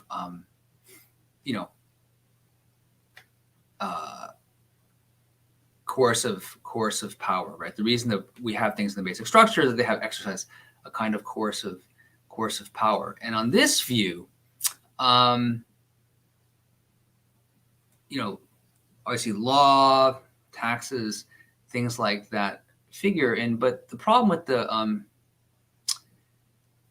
coercive view would say, well, actually, it's not clear that corporations are coercive in the same way as laws and other kinds of institutions, so they shouldn't be included in the basic structure. So it's really a question of which view of Rawls do we adopt? We adopt sort of the profound effect view. That's what puts something in the basic structure, in which case corporations do lots of things that affect the outcomes associated with justice, so they might be included. Similarly, on the other hand, if you have the sort of the coercive accounts view, it's not clear that firms are coercive in the same way as sort of the legal system is, and so therefore they shouldn't be included.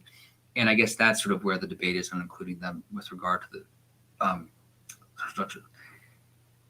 My own view is that, and I think this is similar to Brian Berkey's view, is that whether or not you think of them as part of the basic structure, there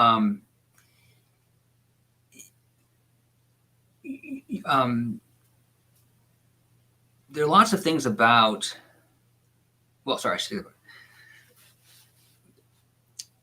the other way to think about it is to have a slightly more expansive view of what the basic liberties require, or things like the social bases of self-respect require for citizens. And that extends to include, right, what happens to them in the context of economic life. So whether or not firms are part of the basic structure, right, if you want to recognize or realize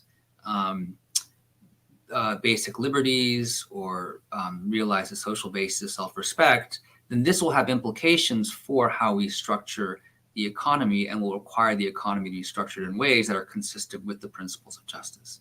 And so that's kind of the strategy that I took up in the papers around workplace republicanism, would sort of say, look, there's something about, right, the social basis of self-respect that will govern how we structure work and corporations, so that even if corporations' work aren't officially part of the basic structure, right, they will be sort of regulated indirectly by the principles of justice. I hope that helps answer the question. I would love to hear your response if that makes sense. Well, I'm not to hear. The response will not be possible, but he has one more for you. Okay, sure. So much. There's more. So this one is a bit longer, but we can put it in here just the same. He says, "Oh, I'm sorry, started in the wrong place."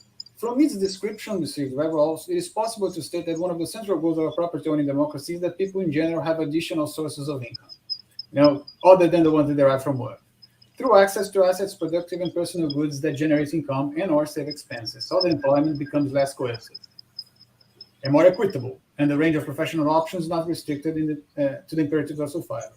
It is therefore about democratizing property. But here's the question. What concrete measures would the Institute of a Property-Owning Democracy have to take for people to be able to obtain surplus income to actually acquire shares in productive enterprises in order to earn additional income? It's a great question. So if you read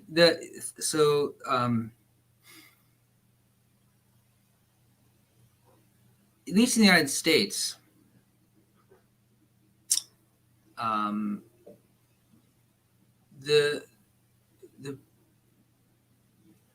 what makes relying on labor income hard and such as people is in part a lack of savings for very basic emergencies that may come up. And so even if people can't completely stop working, one way in which to really make people's lives better in terms of not having to rely on their labor income isn't so much sort of eliminating and replacing it with wealth from poverty, but actually having sufficient savings to basically weather sort of emergency situations or unexpected situations. That is, I think, actually the first thing that what property democracy would do, I should have talked about earlier, was actually help to be a kind of insurance mechanism, right? That would reduce the pressures and the challenges that come from relying on labor income. So that would be the first thing I would have to say. So that wouldn't necessarily have to be that much, right? It could be, $10,000, $20,000, $30,000, I think, something like that. That would be, I think, helpful sort of savings there. The second way in which I think it would reduce reliance on labor income in a way to sort of help free people up would be actually through, I think, providing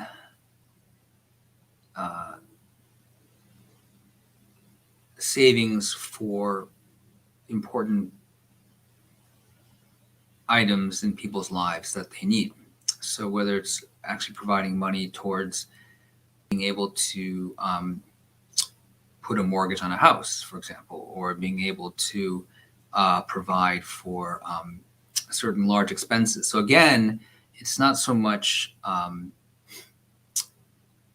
eliminating the need for relying on labor income. It becomes much more about, right, sort of having ownership of property in a way that sort of adds to long-term wealth. So for example, the statistics that I mentioned, right, on the median wealth of white families in Boston being $250,000 and the median wealth of Black families in Boston being $8, right? That just shows you the gap in sort of wealth accumulation that's helpful for long-term savings and things like this. That again, isn't so much about reducing labor income, but it is about democratizing production. So what would it look like to provide people with enough money that they then did not have to rely upon their labor income in a substantial way and could focus on other kinds of work? Some people have argued for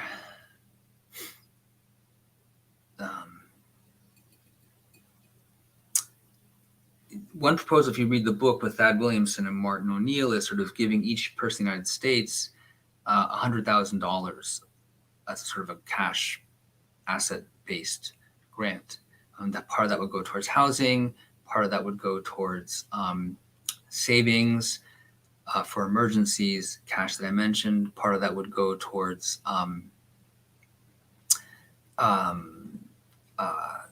thinking about so part of that would go towards also sort of, longer term retirement savings and things like this.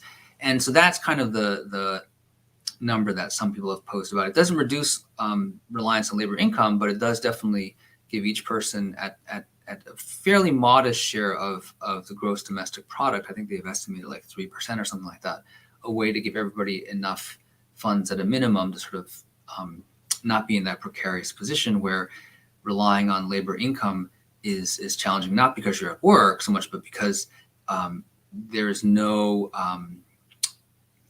what you might call sort of slack or give in the system. Okay, thank you very much once again for the very enlightening answer. Let me ask you, Professor, do you have time for one more question? How are you on time? Absolutely. Well, how long are we going on for?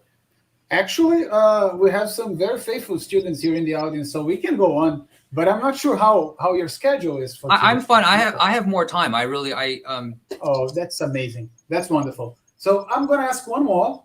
And I told our debaters if they have questions, they should say no. But I'm going to ask one more for you, which is this. This is a curiosity I have because I've read some of your other works. And I know you have written a lot about rights and duties of corporations. And so one of the things I wonder is, so imagine we are in a property owning democracy, and then we all have some means of production. And it's very nice to think that the only right we will have regarding that, and the only duty will be, a claim to a certain amount of money. And that will solve a lot of problems. But property rights, they come in a bundle. There's just a whole bunch of things that come. A lot of them are responsibilities, fiduciary responsibilities, and I'm just wondering if we're looking for a system that democratizes it in the long term, for it to work well. Have you ever wondered what kind of bundle we would have to create for the property rights over the means of production in a property-owning democracy? Beyond the rights that are usually associated with property in general, the duty to bear costs, right to transfer. That's the question, right? Is there a right to transfer? If you need the means of production to be dispersed, can you just give people the right to transfer? Would that be wise? How would we? Have you given it some thought? How would we structure the kinds of rights we need for that? That's a great question. It's a great question. I think it really comes down to what do we think the problem that property owning democracy is meant to solve? And as I think has come up over the course of our discussion, there are quite a few of them, right? So some people think property owning democracy is meant to solve, reliance on labor income, and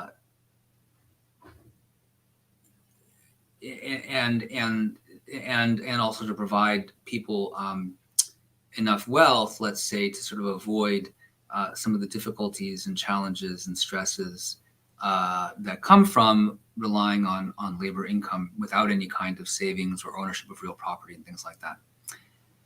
If that's the case, right, I guess allowing for transferability and not restricting it seems consistent with giving people sort of some kind of freedom over that, right?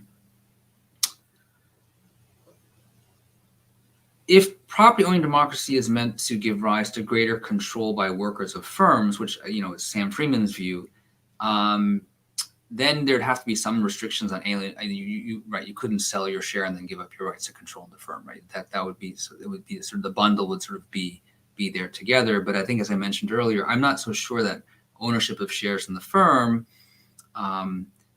is the way to think about the best way to democratize governance within the firm, unless you're thinking about something like a worker cooperative. If it's a worker cooperative, then I could alienability obviously is perfectly compatible with that. And once you leave the firm, you sell your shares in the firm, and I think that would be the case there as well. But again, depends what the problem is we're trying to solve in the case of property democracy.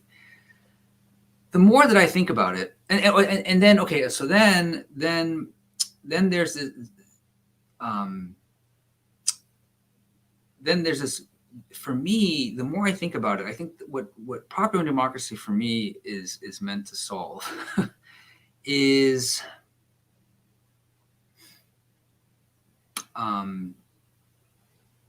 something like there being status inequality or a class system, right? So there's a class of capital owners and there's a class of laborers. And if that's the case, I think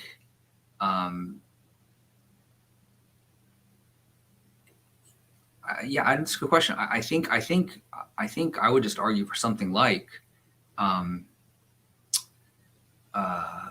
universal basic dividend. That basically ownership in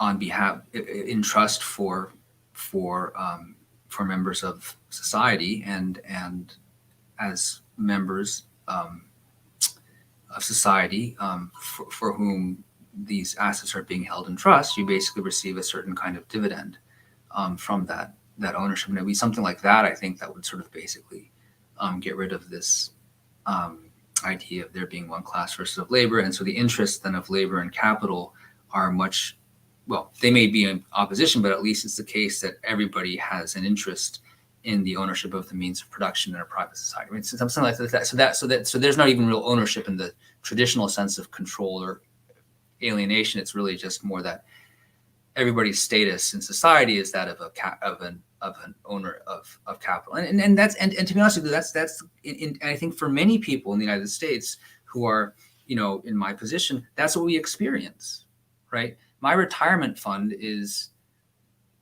all invested in public markets, right?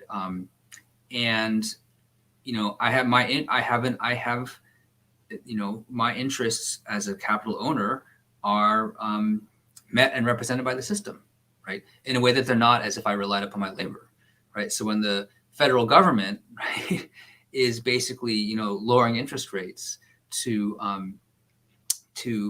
reduce the cost of investment and to allow people to borrow more, well, that's aligned with the interests of capital owners, right? So there's a very basic sense in which the more I have ownership held in my retirement account, which I exercise no control over, and I don't vote on any of the firm's policies, but I have a vested interest in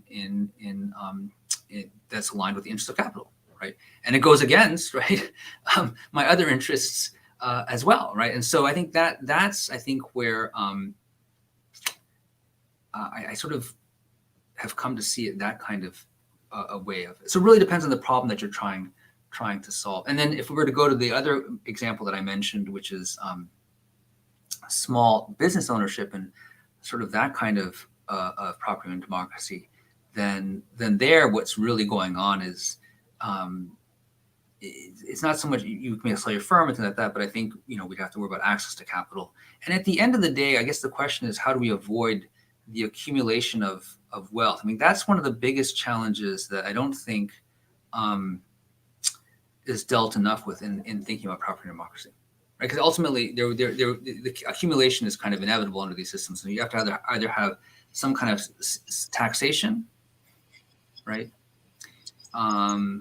Or you could imagine going to a system where we just, for reasons of antitrust, limit the size of any business. I think it's another possibility. Or you would just,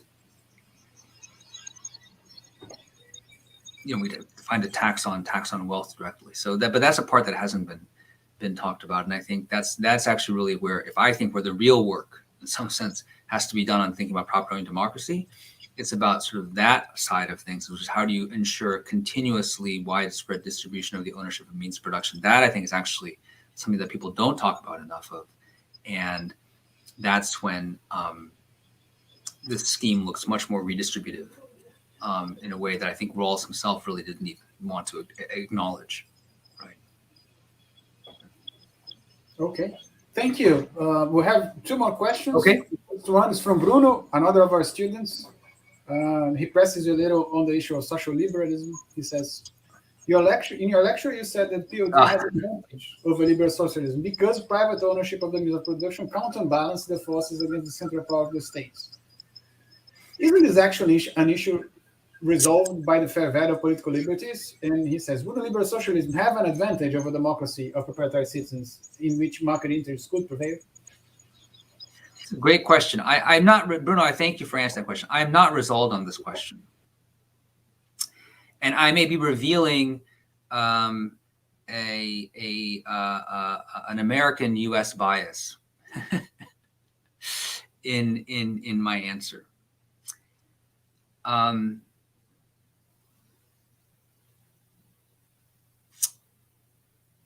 In the sense that I may be overstating.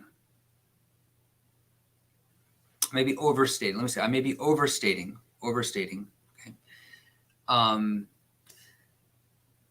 The need to counterbalance the state in economic. So I think we should sort of focus about the role of the state in economic affairs, and then sort of the role of the state more generally, right? So in the case of economic affairs, I guess it's not clear to me. So for example, if we had, say, no private ownership of the means of production, so we went to like a Schweikart model of things, where there's like a national bank that basically provides debt capital, but not equity capital to companies. So worker cooperatives will sort of basically borrow money and then sort of engage in production and then sort of sell back, pay back the debt.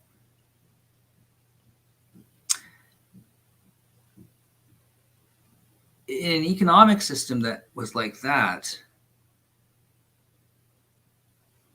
we'd have to ensure that there's sufficient independence of the bank from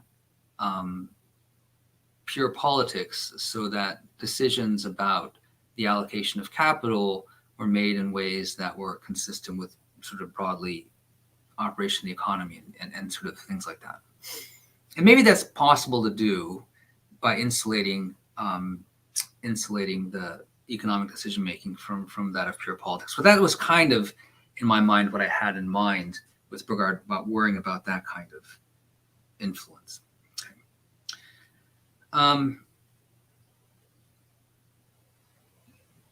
The other one is I kind of think that the politics that so then the question is, if you had sufficient political control, then you could sort of avoid this problem. I don't know. I guess I don't know how you would avoid isolating some of those economic decisions from the political process. That I guess that was sort of my thought. So that's sort of one thought. The other thought is that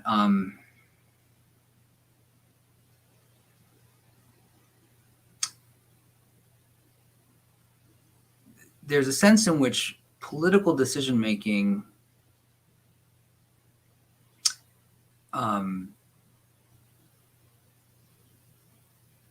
occurs, how do I say this? The more I think about it, I think that we engage in sort of social change and political action in all sorts of ways that aren't simply through formal political means.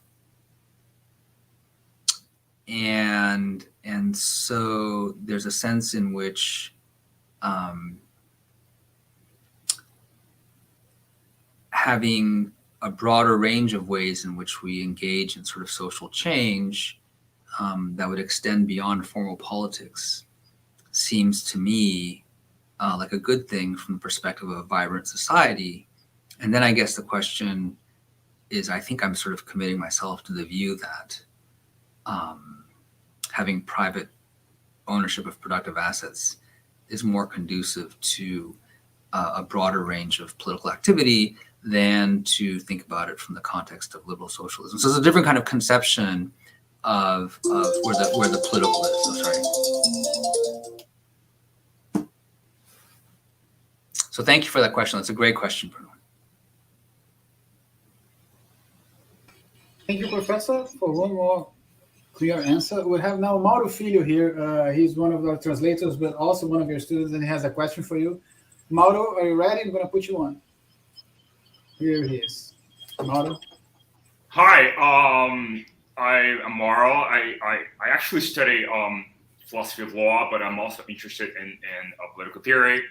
And I'm a graduate student here at the philosophy department at the University of Rio. I was my question is actually more practical than philosophical.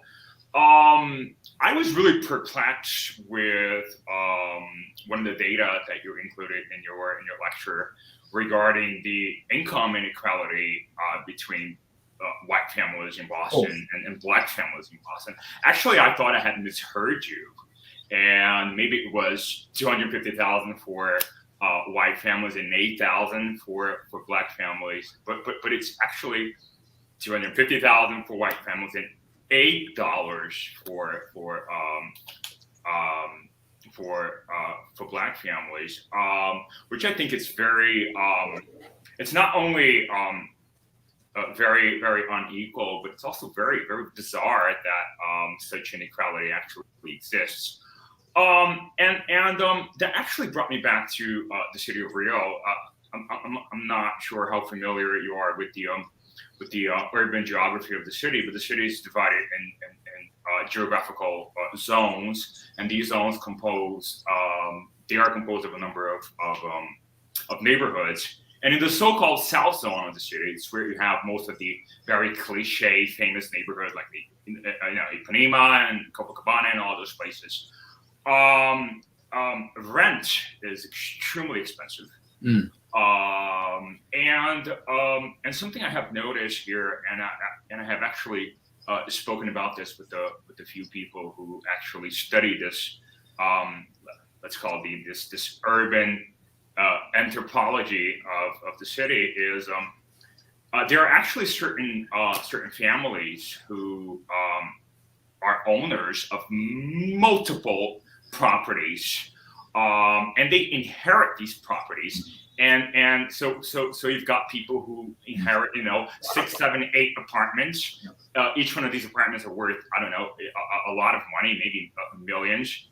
And they rent all of these apartments, and they live off the rent, right? I mean, I have personally met some of these people. Right? They have no jobs. They live off the money they make from renting these apartments. And which brings me to the problem of property accumulation. So my first issue is, let's consider that property owning is a condition for the full-on realization of citizenship. Based on that, my question is, how influential and what problems does property accumulation pose, and how relevant it is to this issue of property owning, democracy?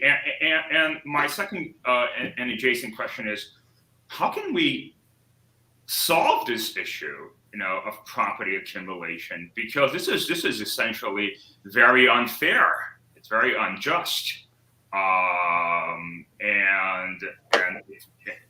if we're going to be very Rawlsian here, if it's unfair, we either there's only two options: we either reform it or we abolish it.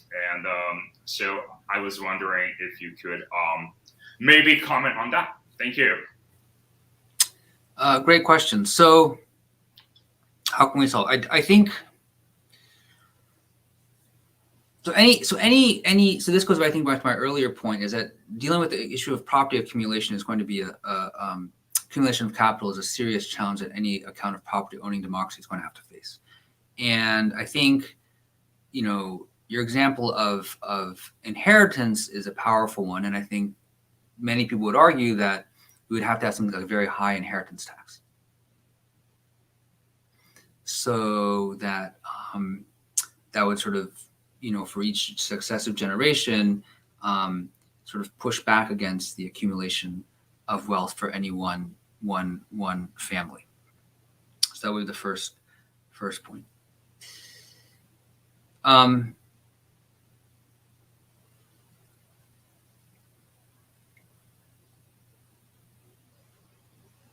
second possibility might be something like,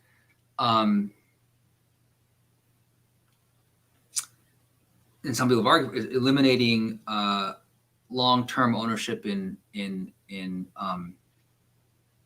I mean, it's weird, but you could actually think about property owning democracy as sort of land not allowing for ownership in certain kinds of property, right? I mean, so maybe it could be like, property in the city is actually not owned privately, but it's owned by the city and held collectively in a trust. So you can imagine that as being a way to think about property owning democracy.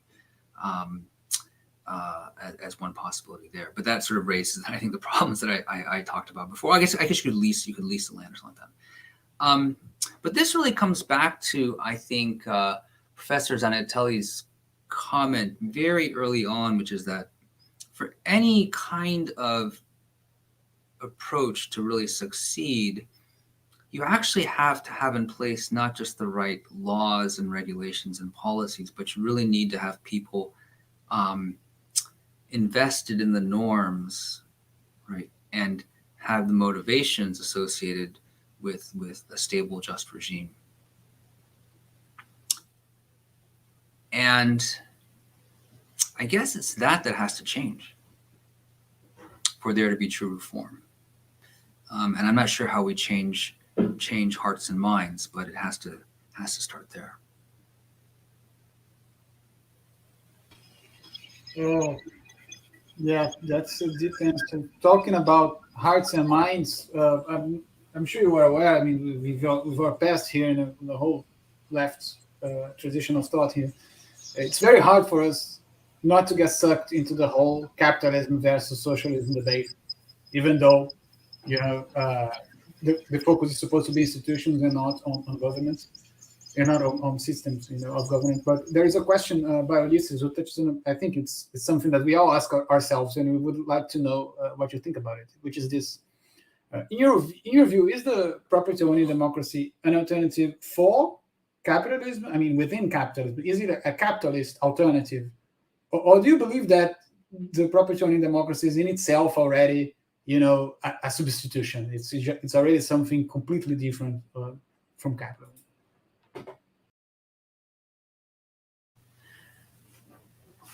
It's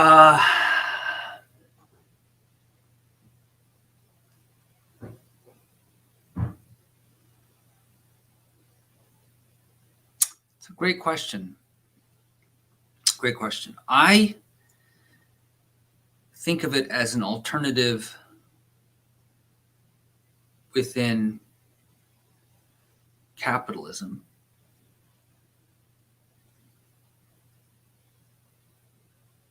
If what we mean by capitalism, well, it's a question. I go back to Mead on this. I think in some ways,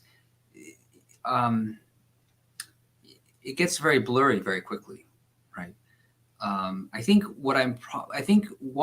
it's capitalist in the sense that it does allow for private ownership of productive assets, right? And when I say private ownership, I mean at the level of being able to have a claim right to residual profits, control right, meaning that the interests of owners of shares in companies are privileged in a certain kind of way.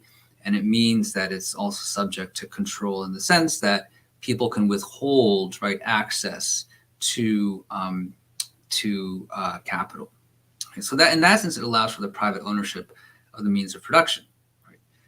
So it's capitalist in that sense, but there could be lots of institutions layered upon it that start looking much more socialist, right? So if we talk about, for example, a national investment bank, right? Or a sovereign wealth fund, or if we think about community ownership, right? Or requiring, worker ownership in firms, all those things start looking, less capitalist, more socialist. So I'm not, and so in a sense, I think it's. So I guess the question then is, how much of each of those sides of the equation do we need for this to sort of have tipped over from capitalism to an alternative to capitalism. I think that might be part of the question.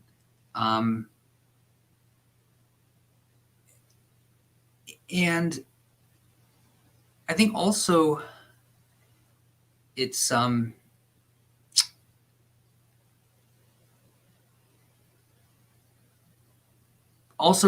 a question of what we mean by capitalism too, right? So if there are lots of things associated with capitalism that I'm not sure if we have to all associate them with capitalism either. So wage labor, is that a feature of capitalism? Well, if it is, then on the account that I'm giving, then maybe we're no longer in capitalism, right? Similarly, are free markets, are those a feature? How free do markets have to be associated with capitalism? So I think that's also partly what's going on. So the question is, it's how what are the things that we associate with capitalism, and then also how much of the economy has to be sort of controlled by private ownership of productive assets. I guess those are the two questions that we have to answer for it to get to your question. And my guess is that in the way that I present this to people, I do often present this as an alternative within capitalism, but that may be dependent on the context as well. I think a lot of Americans, if they were to hear what I had to say, they probably would think it's socialism. So maybe that's actually why I present it the way that I do. It's funny you should mention that. I also have that feeling about property owning democracy. I mean, today you have the property owning democracy in the debates against the liberal socialism. Like, it is an option within capitalism, but I think that a few years back, everybody would probably thought that was socialist in itself. Professor Zanitelli, asked you very much for a conference, had to leave a little early because of his son.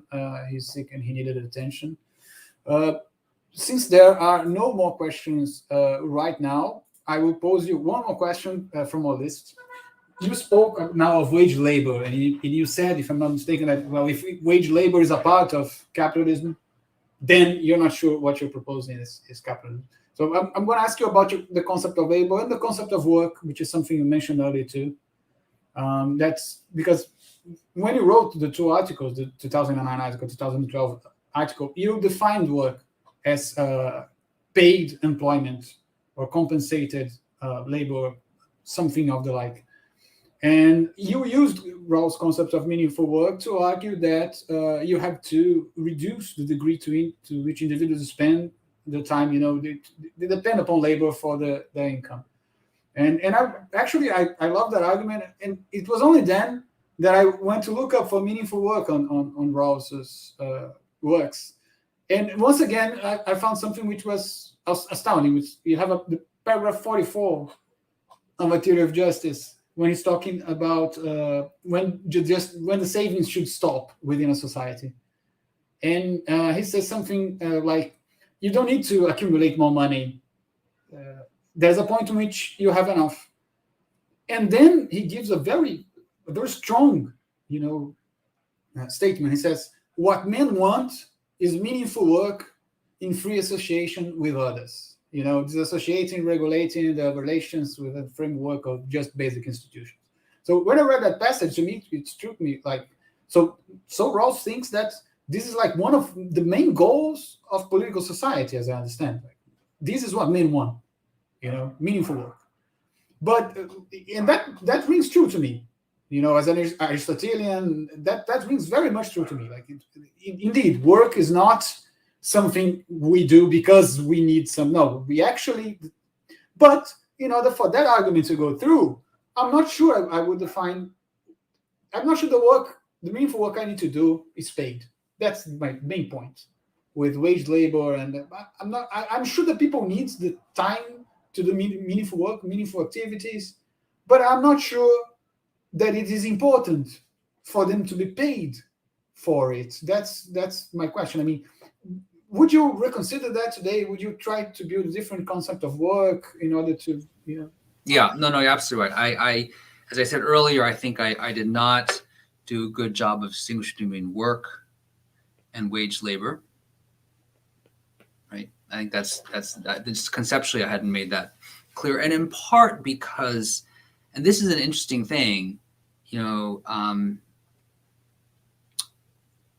this is a very interesting thing that I had to think about this. When we talk about workplace democracy, let's say, or workplace republicanism, that actually may not be the right term. If we take workplace to literally mean the place of one's work, right, that could be anywhere on the broader conception of work that we're talking about, right? What we're really talking about is a much more sort of old-fashioned, like economic democracy or industrial democracy or sort of corporate democracy or something. That's what we're really talking about, rather than workplace democracies. I think so. Part of what I got caught up in was thinking about workplace democracy and making that square with the idea of thinking about, and to equate workplace democracy with sort of what, I don't know, you call it democratic, corporate democracy or industrial democracy or firm level democracy. That's sort of I think the confusion that I didn't clarify, if that makes sense. And so now going forward, I think we have to be, I need to be more careful to think about that. And similarly, the phrase justice at work may not be the right, productive justice may be the better way to think about it, or something like that. But even to be honest with you, even production, it once is also broader than wage labor, right? Or even the economy. I mean, production occurs in all sorts of ways, where we in all sorts of places, and we have to, biological. So we have to have a much broader conception of that too. And so I think this is a very good point, and so I appreciate you pressing me on that. Yeah, just to clarify, because when someone like me reads Rawls' concept of property owning democracy, that's like 100% of Aristotle in his Perfect Society. That's what he wanted. That's his argument against Plato. That's mainly it. Yeah. And there is no sign of wage or completely different working of the economy. And a work, that's another thing. That's, you could have that in an ancient pre-capitalist society. The fact of waged work, Yeah. which is, as you said it yourself with two words that nobody could put it better, like extensive and mandatory, that experience that we had, that's, we could have a property owning democracy in a context where that wasn't even a threat, so to speak. That wasn't even.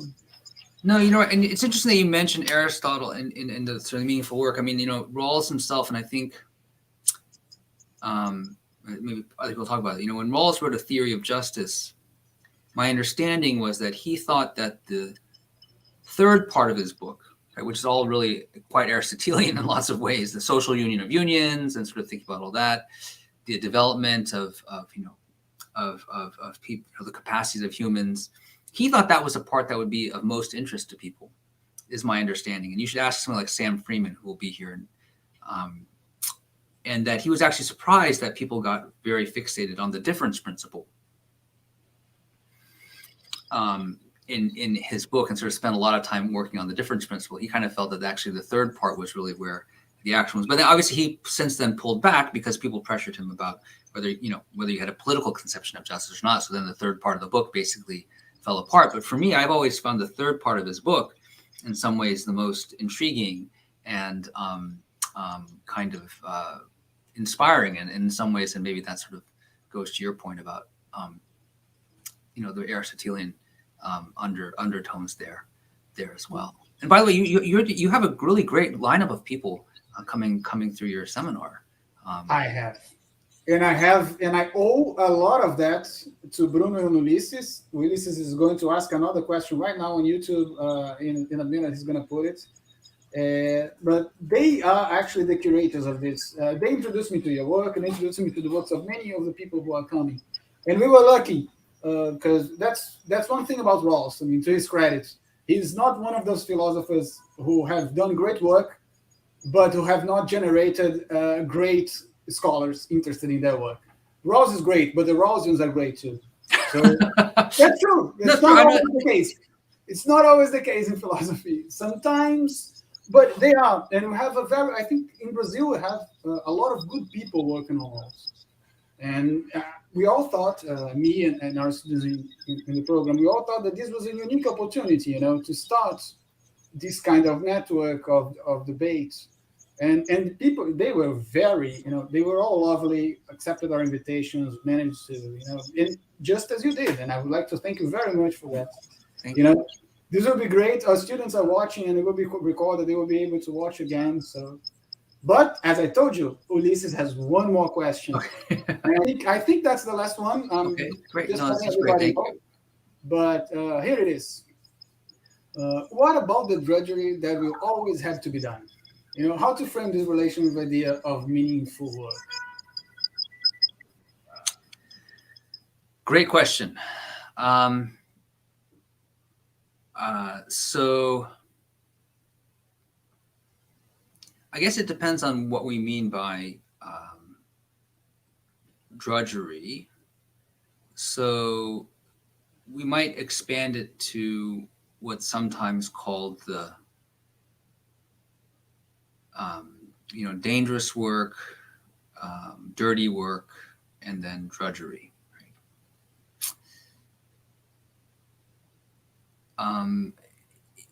Here I sort of so I used to think that the solution was out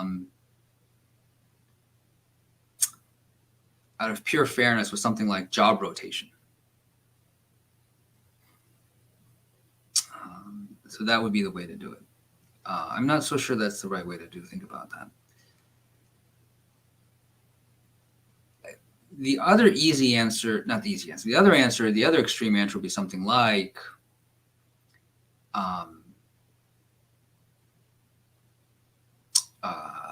the technological solution, right? So that if you have sufficient automation of jobs, we could eliminate a lot of the aspects of people's work that are dangerous or dull, right? Or dangerous, dull, or dirty.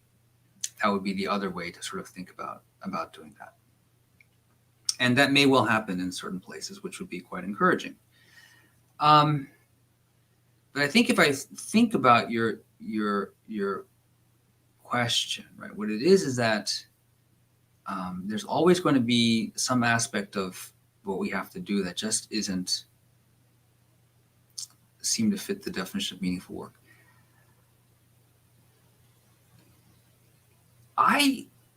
The more I spend thinking about it, I think the solution to that is to think about, well, what's the problem with that, right? And you framed it in terms of meaningful work, and I guess one question is, well, should all work have to be meaningful? I'm not so sure about that. Maybe that's sort of one answer to it. And in some sense, maybe we've overinvested in the idea of meaningful work from a subjective perspective. This goes back to my earlier point about servitude, is that if the work is consigned to a class of people, that to me is when it really becomes problematic, right? And the way to avoid it being assigned to a class of people is to think in terms of proper democracy, where everybody benefits from the work in their claim as a member of the owner of productive capital. I think that is the kind of answer, again, which I come back to, which is what's concerning about drudgery. Yes, it's in itself problematic.